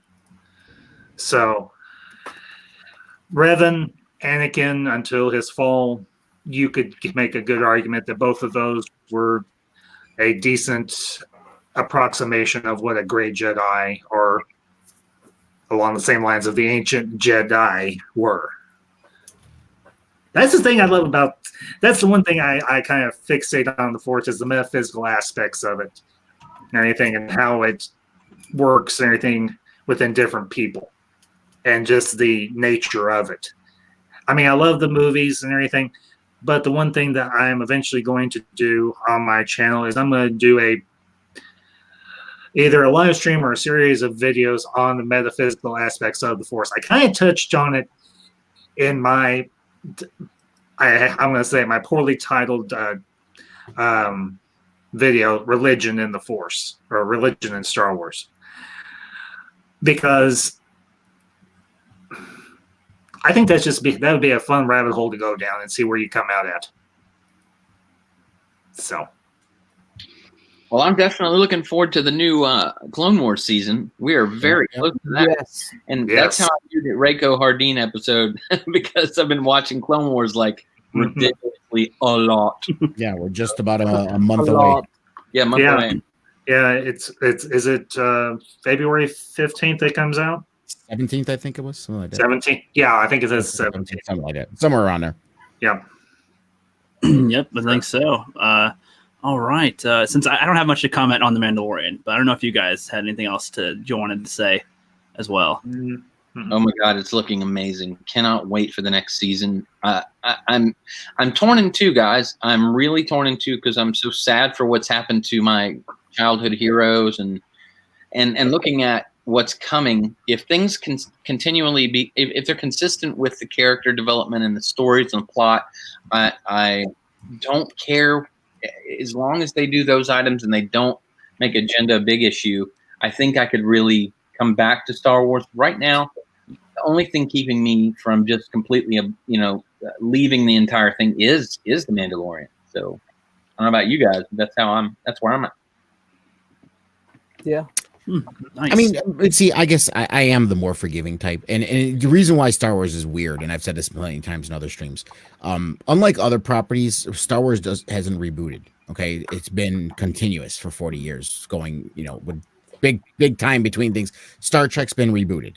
Other IP properties, Teenage Mutant Ninja Turtles, Transformers, whatever you want to think about. These are all things that have been rebooted. You know what I mean? Where Star Wars hasn't. So I've tried to just keep a mentality of, this is a phase. I may not be happy with it, but it doesn't mean I'm going to give up on Star Wars. I'm going to keep watching it, and we'll see where it goes. Star Trek was just deluging the market for a while. I mean, they had so many properties out there, you know what I mean? Yeah. And I'm not going to say I'm a Trekkie, but I watched it. The original series. I mean, I'm old enough to remember the original series. It was fun when I was a kid because it was campy and silly. But as I got older, I'm like, it bored me. Sorry, it did. The original movies, they were kind of fun. If I became a fan at all, it was during the Next Generation, and that's when I really started liking it. And I like Deep Space Nine, the Voyager. It was okay. But then like when we got to with Captain Archer, I wasn't too happy with that one. It was kind of cool. I like Steve Bakula, but I don't think it was great. And then Discovery, forget it. I'm not even watching that garbage. Smart man. But I like the new movies. I liked the Kelvin timeline. I thought those were nice. I actually liked them. They weren't bad. Yeah, but I'm not going to give up on Star Wars. I'm going to keep watching it. I don't know if it was politics or what, and I really can't appreciate your positivity. It's just the way that I can say this: watching The Mandalorian, knowing where it's going, where it's going to end, with some old man who throws lightning into his own face. Really, get out of me! But that old man has thrown lightning in his own face in every trilogy. I mean, people tend to forget this. Okay, because he did it with Mace Windu. Okay, he did it with Mace Windu in the prequels. Well, yeah, but he wasn't killed. But apparently, he wasn't killed before by his own lightning. Now he's killed. Well, hold on. No, he would have died by his own lightning. He was banking on Anakin saving him. Exactly. Okay? Yeah. So he would have died if Anakin didn't. Okay, let's forget that. Okay, and then as far as the original trilogy, everyone tends to forget that Palpatine, at the height of his power, was picked up by Vader and just sat there going, "Man!" with the lightning in the air. That is actually something that I find funny. Okay, in that movie. It's like he could have just popped off. I didn't think, was he just like unloading so much that he like can't, like, you're taking a piss and you can't do it till you stop. I theorized this too, and I've actually talked about it today, and I've talked about it multiple times. No, that's actually a good point though, because it's like, hey, why doesn't he just stop? He's pure. I'll tell you what, he's pure hate. In Jedi, he was trying to. He's pure hate. Okay. Yeah. He has pure hatred, and he believes that the power of his hatred will overcome anything. Okay, because that's the code of the Sith. Okay, that it brings power and it will overcome everything. It worked with Anakin. Okay, he was able to turn him, and he saved himself. With Vader, he was stubborn, and he figured that either Vader would stop because he stopped the first time. You know what I mean?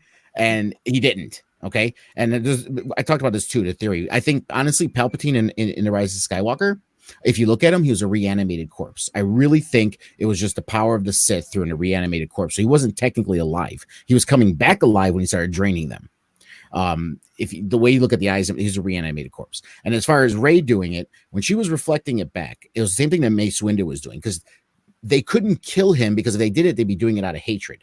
So all he did is reflected it back at him and let his own hatred kill him, because he just kept doing it because he thought, I will win. That was his hubris. Isn't that a little bit of reach, though? Don't you just feel like a little bit? Huh? Don't you feel like you're just saying? I mean, when you say that, I mean, me personally, if I'm saying that to myself, I realize I'm saying that to myself, and I'm like, yeah, but I'm reading. I realize I'm talking about space wizards. Yeah. So, still taking. We're not talking about Macbeth. If we're going to talk about them, I mean, if we're going to talk about them anyway, let's talk about them with some sort of measure, And well, I mean, I don't know. It's like, let's say that I don't know, somebody in history just like they met their end by slipping on a banana, but it's like, but this is a film that's supposed to entertain, and then it's just like, oh, that's just how he goes. It's like, oh, he tripped and fell. It's like, oh. We can't judge it by our head canon. Okay, we have to. I'm not judging it by head canon. I'm judging it based on by what they've given the movie and what they do in it, and it's just like, oh, she just boom reflects it back, and that's not it. It's like, oh. But what he did is Star Wars. I mean, that's what they've done in Star Wars. That's how he's died in all three trilogies. That's how he's died in all three of them. I mean, Vader threw Well- him over a shaft while he tried to kill Vader with the lightning that was already coming out of his tips, which I would have done. You know, If he stopped the lightning and just literally jumped off, he could have saved himself. But his hubris prevented him from doing I feel it. like there'd be more. I would agree with you more if there was more done with the characters to get me to care about this, because there's nothing. That I agree with. Because I think that's why people forgive the Return of the Jedi for the Emperor being this powerful being that just gets he gets killed. It's like because the whole story was about Luke and Vader in those moments. I mean, if anything, technically all that stuff that takes place on the Death Star doesn't matter because they would have been blown up anyway. But because we watch them and we're watching it, that's what we're hooked on. That's what we like to see. We suspend disbelief and we wax nostalgic about things we liked. Okay. Once you have a bias against something because you're angry of the direction it goes, and that suspension of disbelief is gone, then suddenly you can pick apart every detail that you don't like. And if you felt that way, if you're just a Star Wars hater, let's say you watch Star Wars for the first, you've never seen Star Wars, you watch the original trilogy, you don't like it, and you're like, what the fuck is this shit? There's some cackling old dude, he's electrocuting himself. If you don't like it, you can find stuff, okay? But it's not anything unique. It's not like, oh, they didn't do this before. Yes, they did. It's the same thing. But I agree with you with the character development. I feel like it's his physical action. Like in Return of the Jedi, he's clearly defending himself or attempting to, and he figures. I mean, whatever he figures, I don't know. I'm not in the dude's head, but physically, I can see him trying to defend himself. Then in the one with Anakin trying to save him, he's convincing Anakin to save him. I think he would have not killed himself. I think he would have probably figured something out, made some sort of physical maneuver, or went ahead and took the lightsaber to the head if he had to. But he's not one to bitch out and just. I don't know. I actually kind of agree that with Lunga on this one, that he probably would have just gotten killed anyway. He's hedging his bets. He's one of those guys that will bet to the end. Well, even still, if you want to go that route and believe that, you mean to tell me that Rey, just with the power of two lightsabers, could just win the whole thing like that? Mace Windu almost did until Anakin cut off his hand. Mace Windu, I mean. No. But again, that's a bias. That's because you like Mace Windu. You don't like Rey. The way that a lot of people approach it isn't just whom you like. It's about, okay, so they establish a character that has spent many years training in this type of field and doing these types of things, and then this other character, fresh off the press, pretty much out of the womb, just okay, I can do it too. And it's like, right now, so we're getting that's huge difference. Not just bias of whom I like. It's like just base. Like if you're a professional soldier or something, you train, you're a Marine, and then somebody off the street just does the same thing as you. It's not about whom you like. It's based. You know what I mean here. Is it based on logic? I do understand. And while you're correct, I agree that they should have done more with Rey with training as far as throughout all three movies in the sequel trilogy. I agree with that. But we're mixing what reasons why, like we're using that reason to say why we don't like Palpatine, which is they're two separate reasons. They are completely separate from each other. You know what I mean? Like if let's say Rey got all the training you wanted, and then they got to that scene, and suddenly you like that scene, and suddenly Palpatine, what he did didn't seem as bad. That's nothing to do with Palpatine. That's I'm saying bad character development of Rey. I'm saying for suspension of belief of a character accomplishing a feat. It's believable for Mace Windu to get to that point of battling with the Sith Lord, as to where Rey, whom is just, again, basically a noob in this whole field, also in that same position. Well, again, you got to think of something. Like here, for example, Luke was more of a noob than Rey was. Luke was literally a moisture farmer. The only thing he had going for him was he was a pilot, and he was a good pilot because of his latent force abilities. Okay, that's all Luke had going for him. All right, Rey was a scavenger, had no one. She grew up on her own as a child, and she learned how to survive on her own. She learned how to use a staff. She did have fighting skills, something Luke did not have.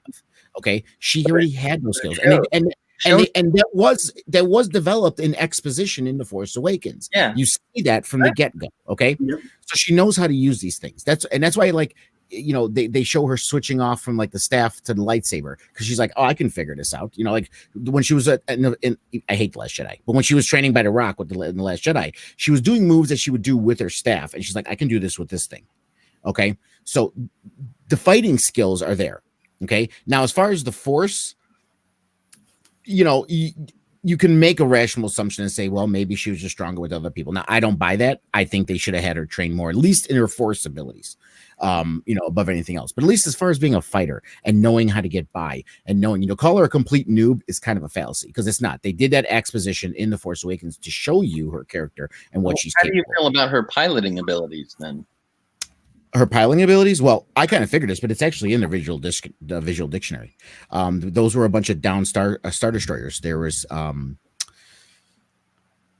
whatchamacallit, there were flight simulators in there to teach their pilots, to train pilots. And she, as a child and growing up all the time, she would go inside those star destroyers and activate those things. And that's how she learned how to gadgetry. That's how she learned how to fix things and why she was able to fix the Falcon. That right there, I never would have read all that or found that. So I could see where people who've never, like myself, you know what though? When all we had was the original trilogy, all the stuff we learned was from ancillary material. Yeah, so I will agree with you. I'll agree with you, Lunga, there with what they established with her character in the beginning. Like, I'm fine with that. And the difference that I'm pointing out is, like, and we're talking about movies that we're watching.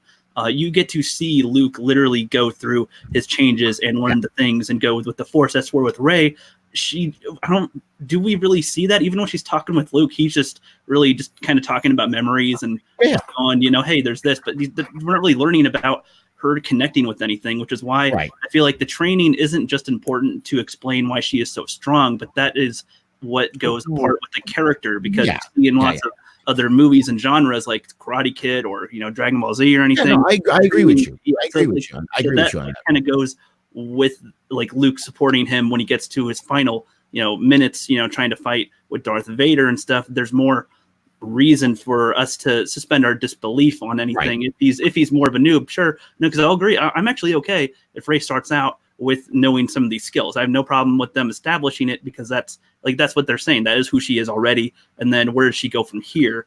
And they just don't really. There's nothing that really connects how she improves from anything else.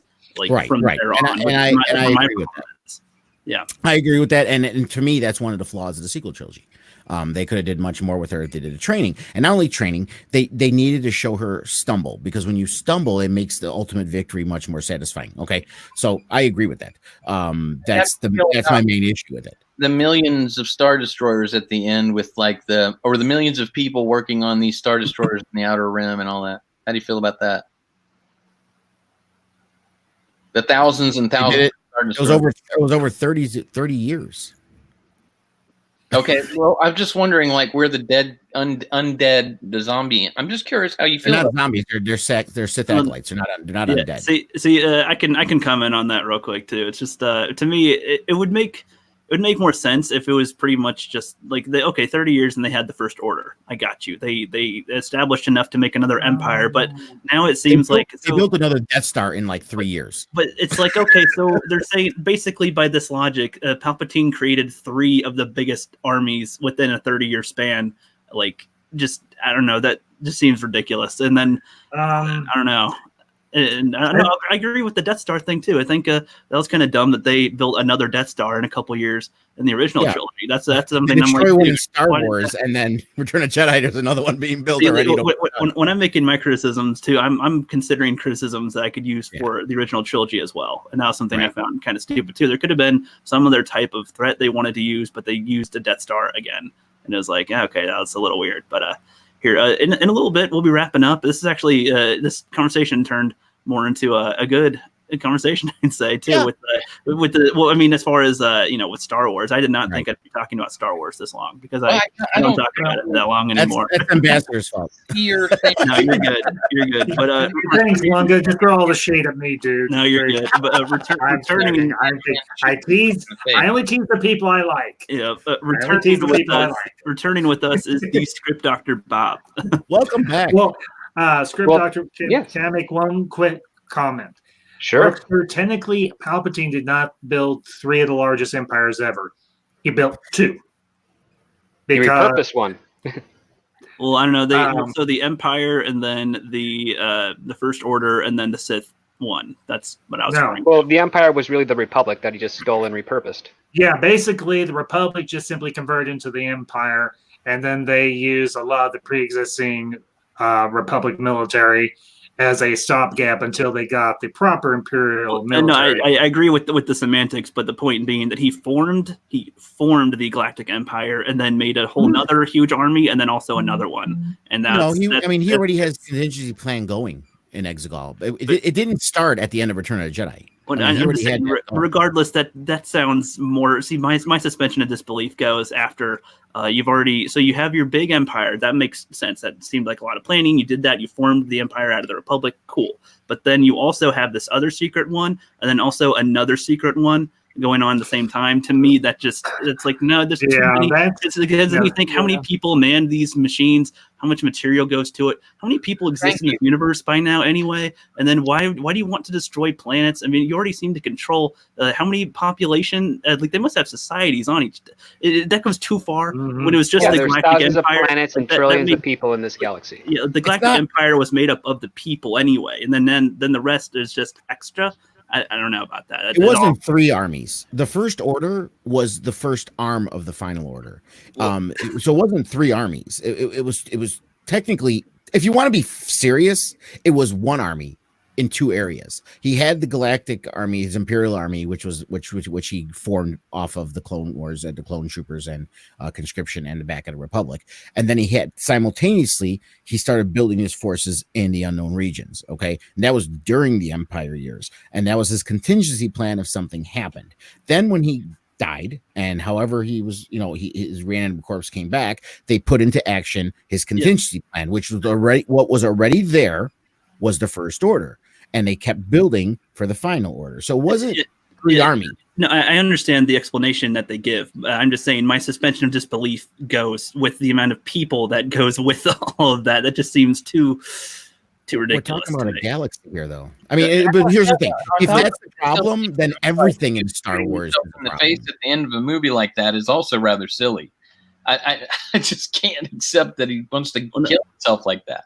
Well, no, that's not necessarily everything then, because like I said, with how they explain how the Galactic Empire comes about, I feel like that's fine. But then they just skip to 30 years later, and there was secretly this other one, and secretly another army. I mean, honestly, if there's any secret army that's just as big as it is that exists in the galaxy, I find that kind of silly. Well, the question is, why wait 30 years? Good point.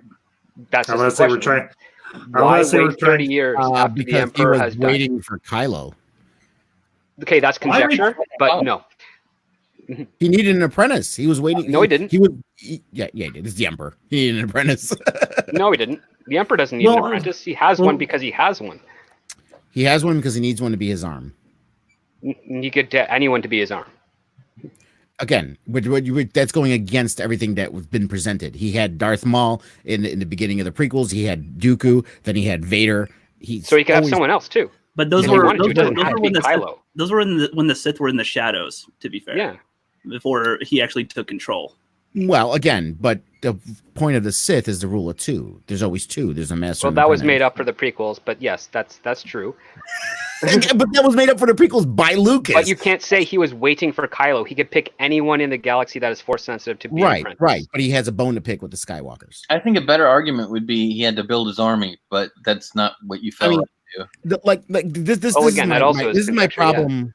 My problem with these arguments is we if you're having these kind of arguments, then it's best to say you can't suspend disbelief for any Star Wars movie. Okay, you have to have some kind of saying, understanding it is space wizards, and it's silly. It's it's a very simple story. It's not that complicated.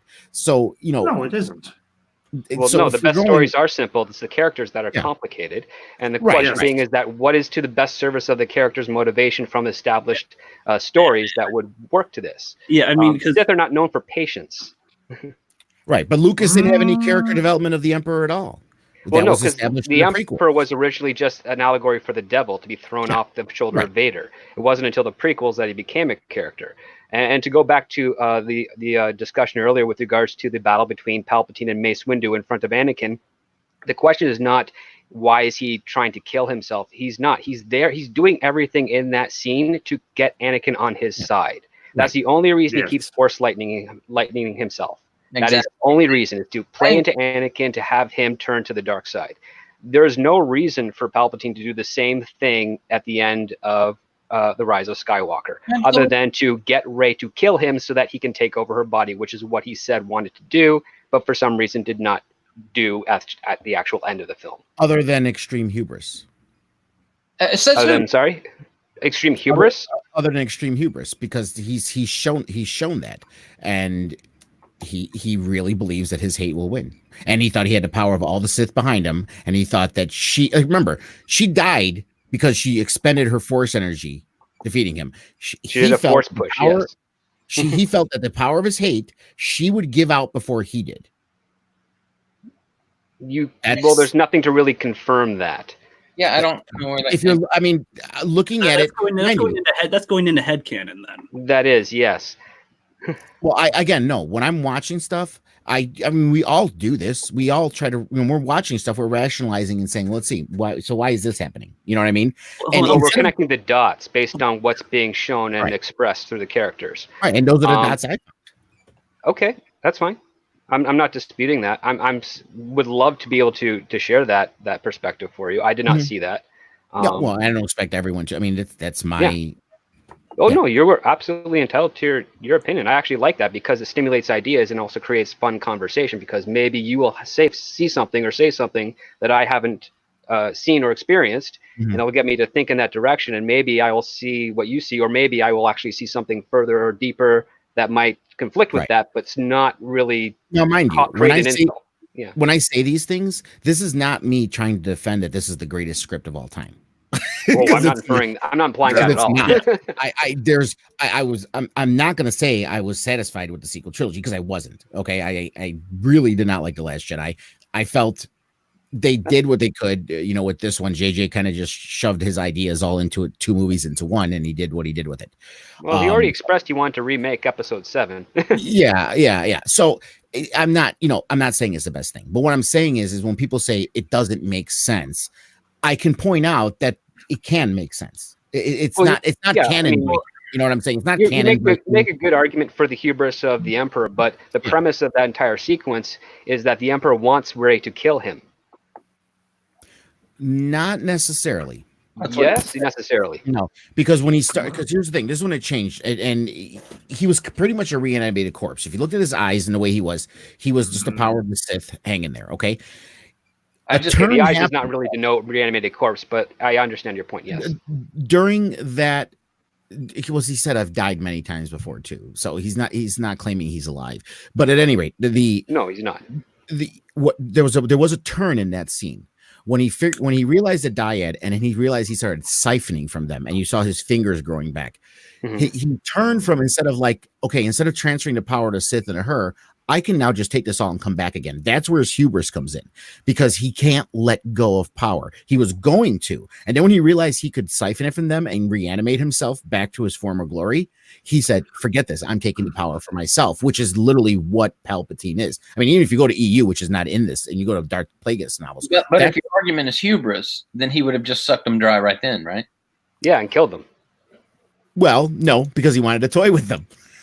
We don't know that. He figured what he wanted, and then he wanted revenge on Skywalker, so he thought he killed him because he yeeted him off the cliff. Okay, and then he started fighting with Rey. Now, again, why not just siphon his entire life bad writing throwing him aside? Mm-hmm. Why not siphon Kylo Ren's entire life force and have him dead before his feet instead of throwing him into a pit? Because the Emperor is a campy villain. Yeah, not really. I mean, he's eccentric, but he's not campy. Why campy every Bond villain talks to him for hours before. here's the thing, and I'll agree with Thunder on this, because the thing we have to remember is the Star Wars, the original trilogy, is based on old movie serials that Lucas watched as a kid, like Buck Rogers, like Flash Gordon, and more often than not, the villains in those movie serials were extremely campy, extremely over the top. I mean, for heaven's sakes, if anyone's ever watched the Flash Gordon movie with Max von Sydow, Ming the Merciless is extremely campy, but he was still threatening. He had a campy edge to him, but he was extremely campy. That movie itself is campy, but I love it. I think you guys are conflating campiness with eccentricities, which is it's okay to an extent. Campiness has a bit a more grandiose, tongue-in-cheek nature to it. Yes. Eccentricity is just an eccentricity. The Emperor is definitely eccentricity. Max von Sydow is very reserved eccentricity, especially in the 1980s Flash Gordon. Mhm. Also, Max von Sydow should never have been killed in The Force Awakens. That was a waste of a great character actor. Yes, I agree with that. you. That I will wholeheartedly agree with because Max von Sydow has had a very good career. I mean, he's had a few misses, but more often than not, his But movies even have in been. the lesser movies, he's awesome to watch in Judge Dredd, and that's a silly movie. That's a movie with camp. Yes, yeah.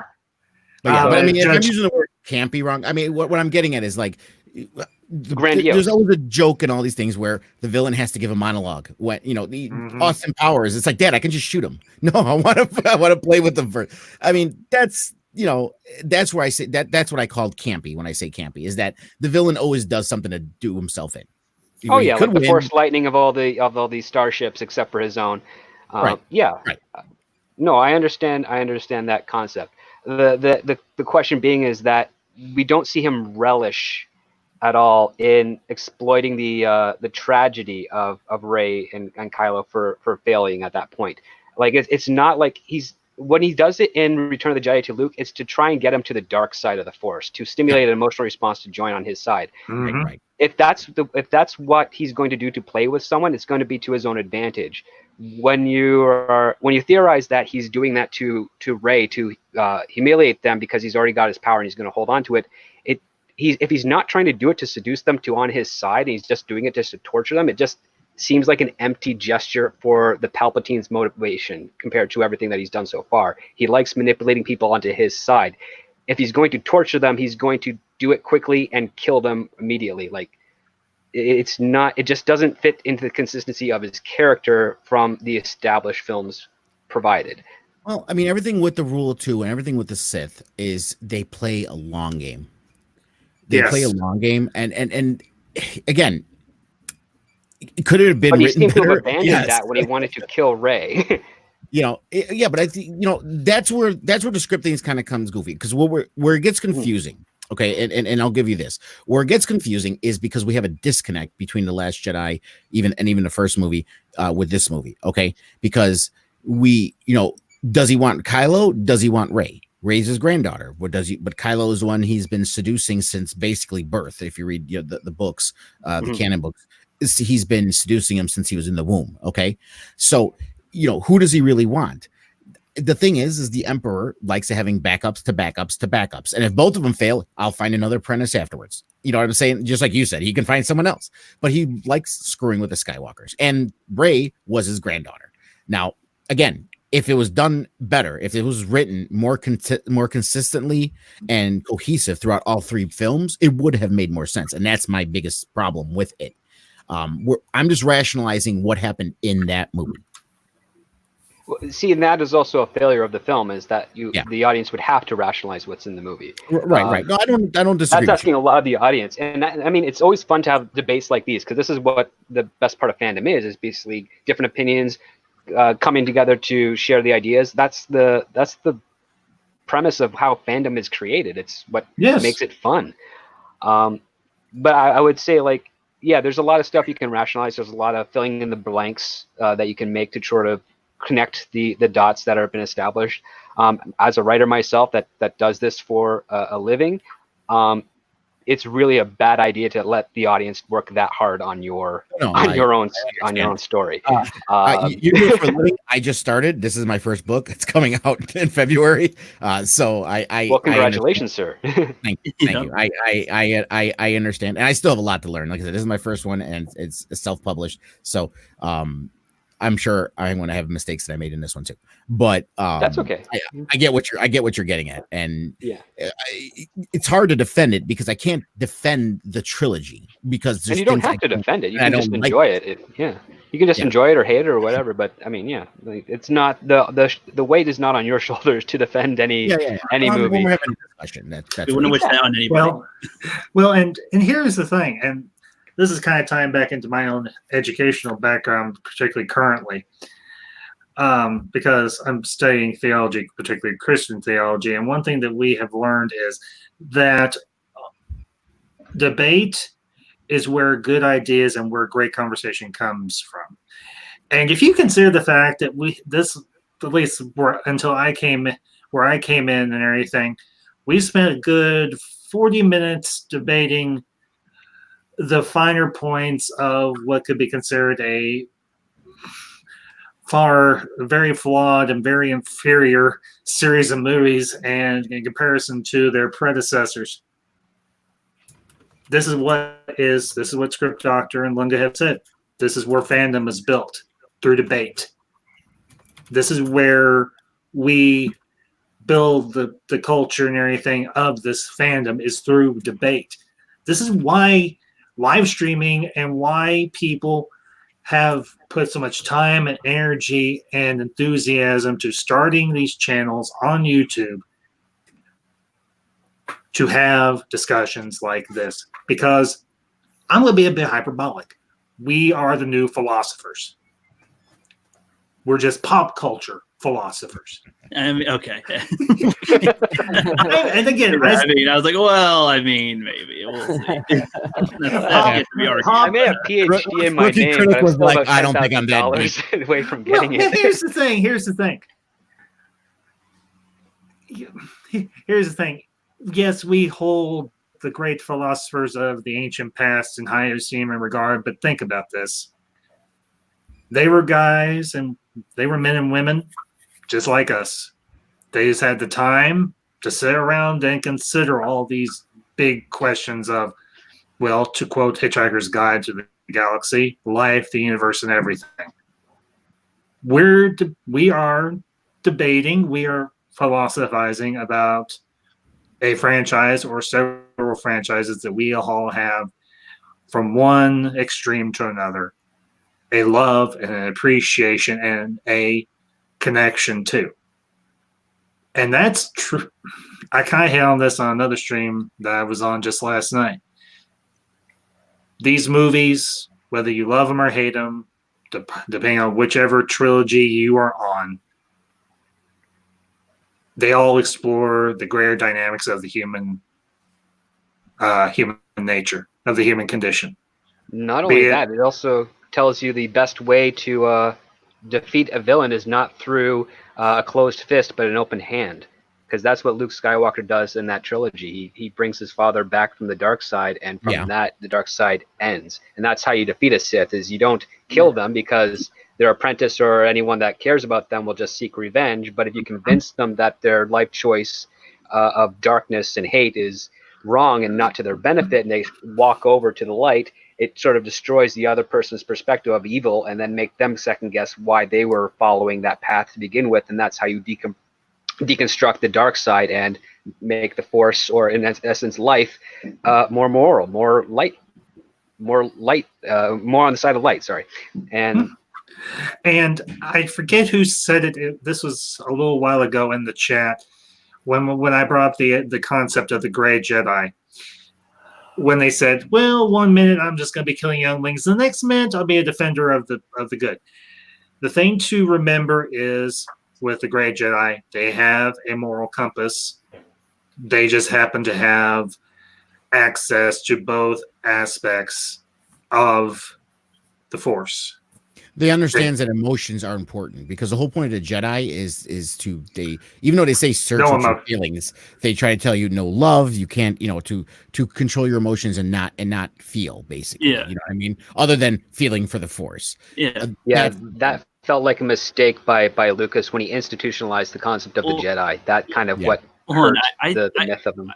We've had this conversation before, Script Doctor, I think, on Midnight's Edge or on my other stream before, but I kind of see it as there's been so much peace with the Jedi as far as like not having to combat Sith for like 1,000 years that they completely forget the original, you could probably have some type of attachments, but they just completely took it to, no, you can't have any of it.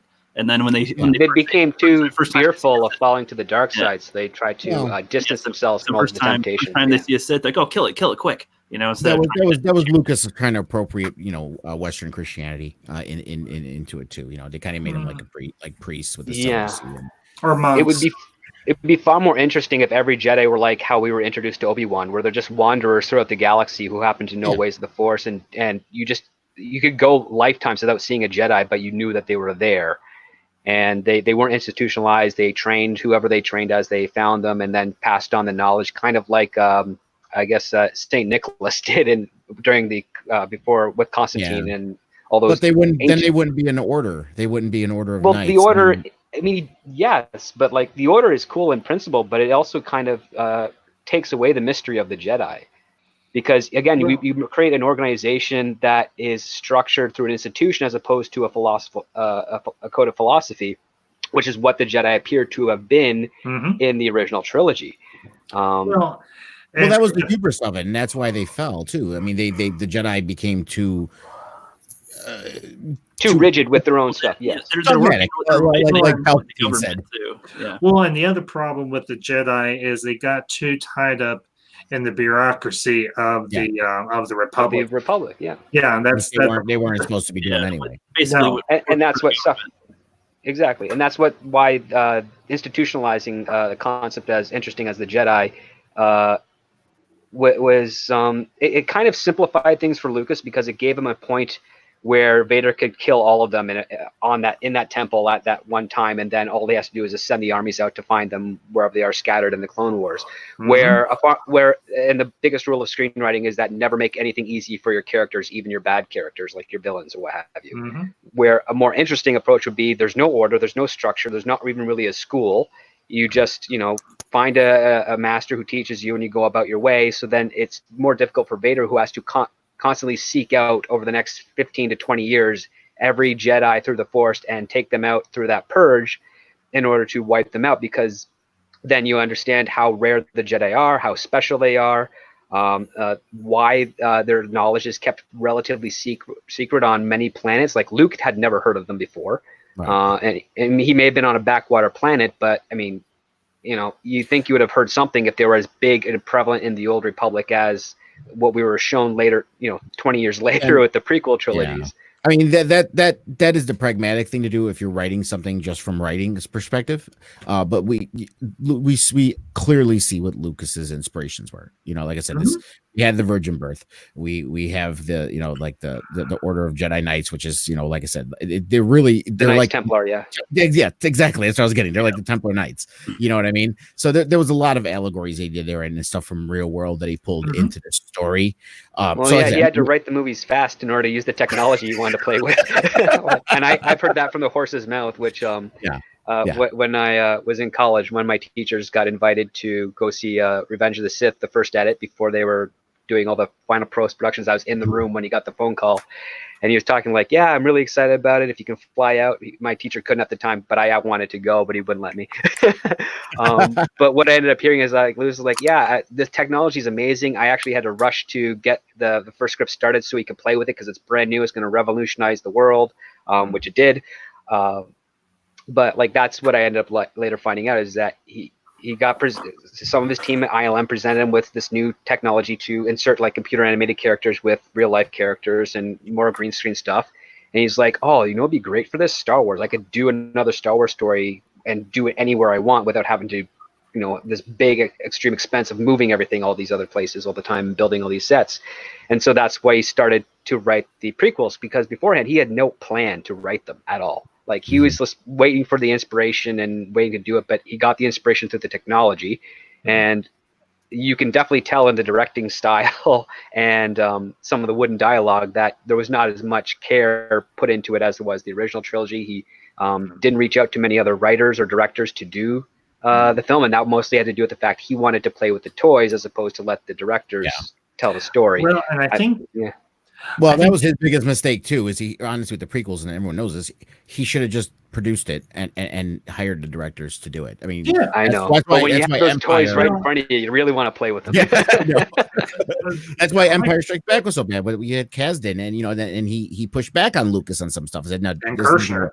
Yeah. Well, Gary Kurtz did a lot of really good mitigating because he is. Right. He's not a creative producer, but he's a really good relationship producer. Like Kathleen Kennedy is actually a really good relationship producer. She's not a creative person, but she's very good at relationships.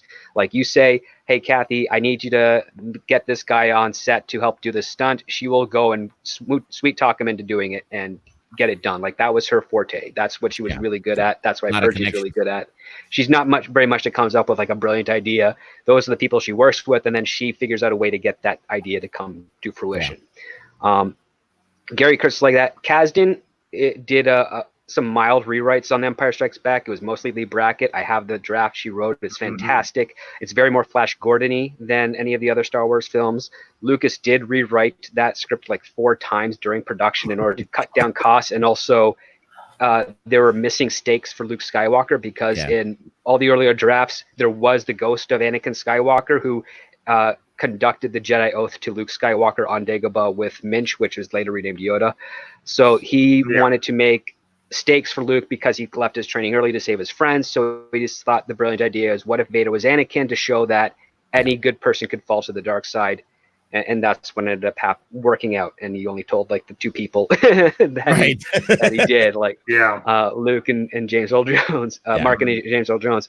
So, I mean, that worked by happenstance. And if he didn't go through such a horrible personal issue with his wife at that time, he would have made Jedi differently. And then the subsequent 3 movies after that would have been about Luke's sister, who was not originally supposed to be Leia, but another Jedi on the other side of the galaxy training. And 2 of them would team together to defeat the Emperor.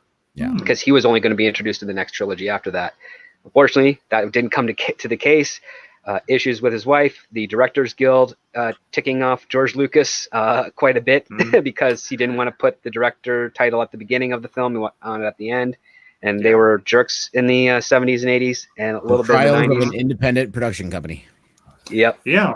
Well, and that was actually what I was going to point out. It was one of the weak points of the prequels, was the fact that he had lost his connections, or whatever the case may be, with the Screenwriters Guild and with the Directors Guild, because they had butted heads and everything back during the original trilogy. So he pretty much had to do everything on his own because Well, the regime changed at that point. Like, people were actually clamoring. Okay. Yeah. I wasn't sure about Howard that. was asked to help him direct one of the movies, but he said he didn't want to take on the responsibility of Star Wars, and rightly so. And when Lucas saw some of the newer upgrades of the toys and camera work and stuff that he was doing, he was like, I got to play with this stuff, because he is first and foremost an experimental filmmaker. Yeah. Like, that's what he got into it for. He didn't want to really be a director. He didn't want to really be a producer or an editor or a writer. He just wanted to play with making weird and interesting films, which legend has it. He has an archive at Skywalker Ranch of movies we will never see that he made with actors and fairly notable actors and people. He's a great storyteller. I mean, that's the one thing that has always been said about him. He's a great visual storyteller. If you ever watched, I imagine most everybody in here has watched Empire of Dreams, the documentary that came with the original special edition set back in 98 or so. 96 would be the first set of special editions, I think. No, special editions. Oh, he made you wait forever. The golden edition, you mean? Well, they were both and THX in 96, and I think the following year was the special edition to set up episode 1. No, the unaltered VHS. came out. The unaltered VHS came out in 94. Okay. And then the I think the DVDs and DVDs didn't exist yet. I think come out like 2002, I think, or right before the prequels or something.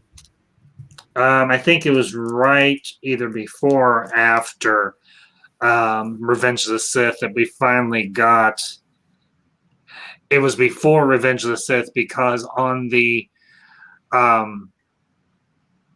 special edition DVD box set, you had the extra disc that had the documentary Empire of Dreams, but also had a couple of sneak previews and everything. One was when they were fitting Hayden Christensen for Vader's armor.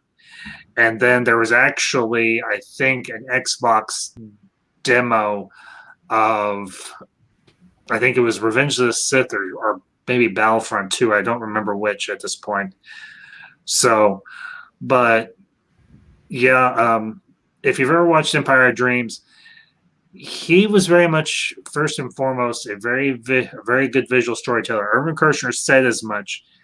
Because when Lucas was at, I think it was USC, he was near the top of his class. He was near the top of his class, because that was the first iteration of THX 1138 that we that he made, and then later on, Well, the short film, yeah.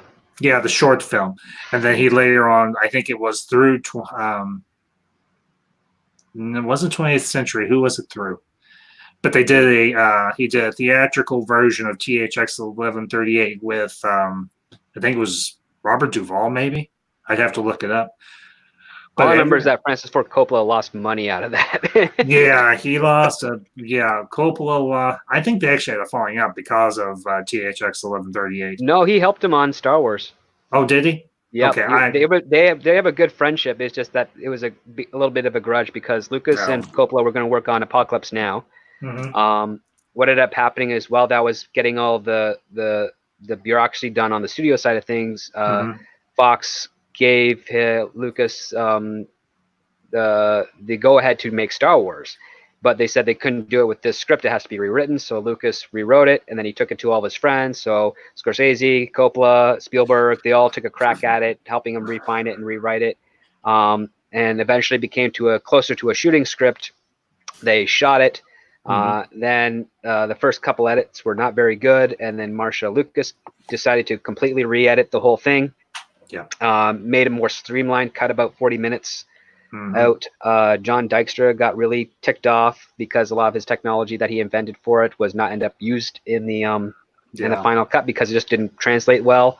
That caused a big feud, and but eventually it got released and it became the thing it was. And Lucas was kind of shocked. Like he fled to Hawaii because he was worried it was going to bomb, and then he hears the exact opposite, and he's like, "Oh, well, what to do next?" Guys, I do appreciate everything. I do gotta go. My girlfriend's been home. Yeah, it was a pleasure meeting you, sir. About to start You too as well.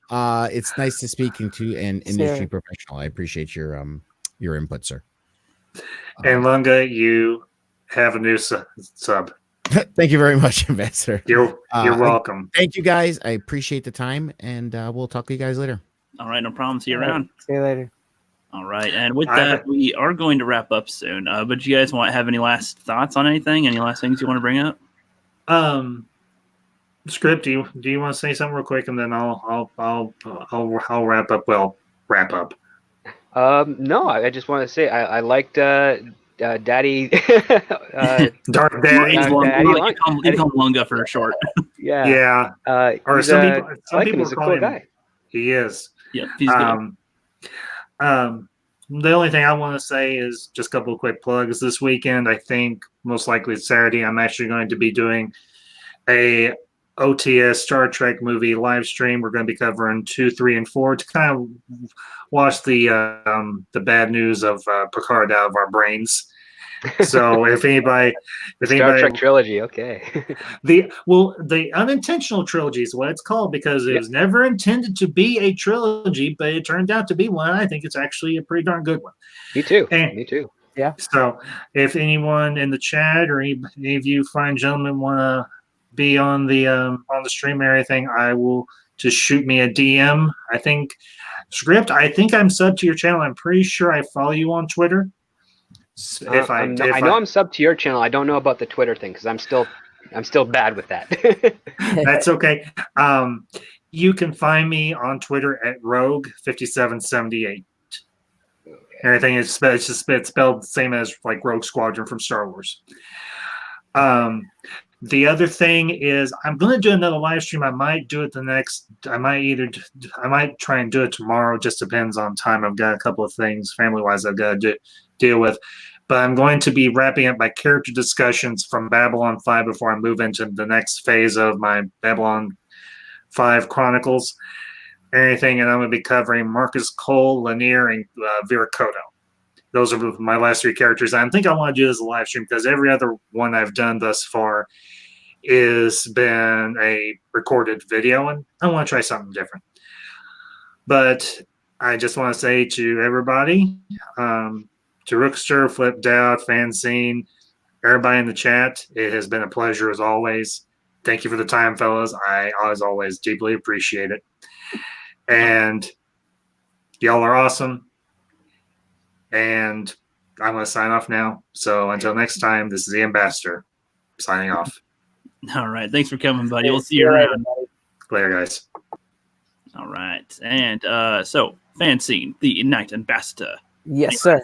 Any last thoughts? Yeah, there was something I was wanting to talk about earlier. Flipped out brought it up. Butts. I was wanting to talk a lot about butts. Oh yeah, butts are fun. I'll use the butt streams anyway. Bring your own topic. So yeah. No, I'm all good. That was it was fun. All right, thank you for that. Flipster, you got any last words? I have some last words.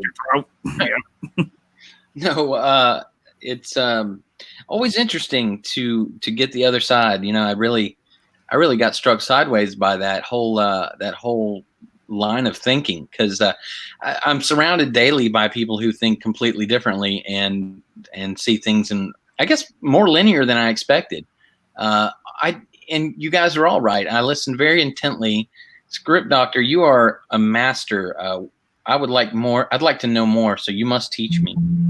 Okay. That was just impressive for me, anyway. But you eloquently stated what I so non-eloquently was trying to say. So, but I still felt very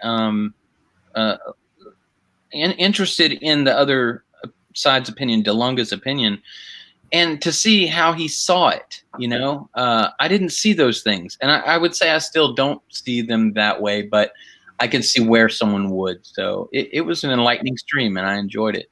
And I enjoyed having you guys on. It's been awesome. Yeah. Hell yeah. I agree, man. This was great. I've been listening the whole time while I've been writing in between. And when you guys got into Star Wars and that debate, I'm like, oh, I gotta chime in here.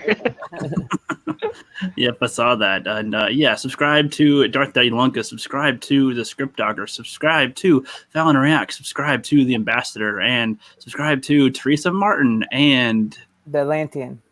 And the Atlantean, there you go. And also, subscribe to According to Christy too. She's in the chat and she's awesome. Yeah, according to Christy, she's dropping links down in the chat. Being an awesome mod. Thank you very much for that, Christy.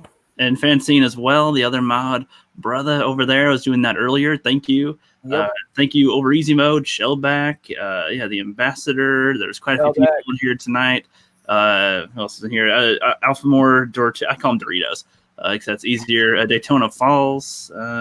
Was it Max Crotch or Couch? Crotch, yeah. I actually posted him with that name accidentally once. That's funny. He's a good guy. Yep. Thank you, everybody, for coming around. We're going to have our next stream either this Sunday or next Wednesday, of which one of those we might have a super duper special guest, but that will be teasing for the next time. So until then, have a good one, everybody.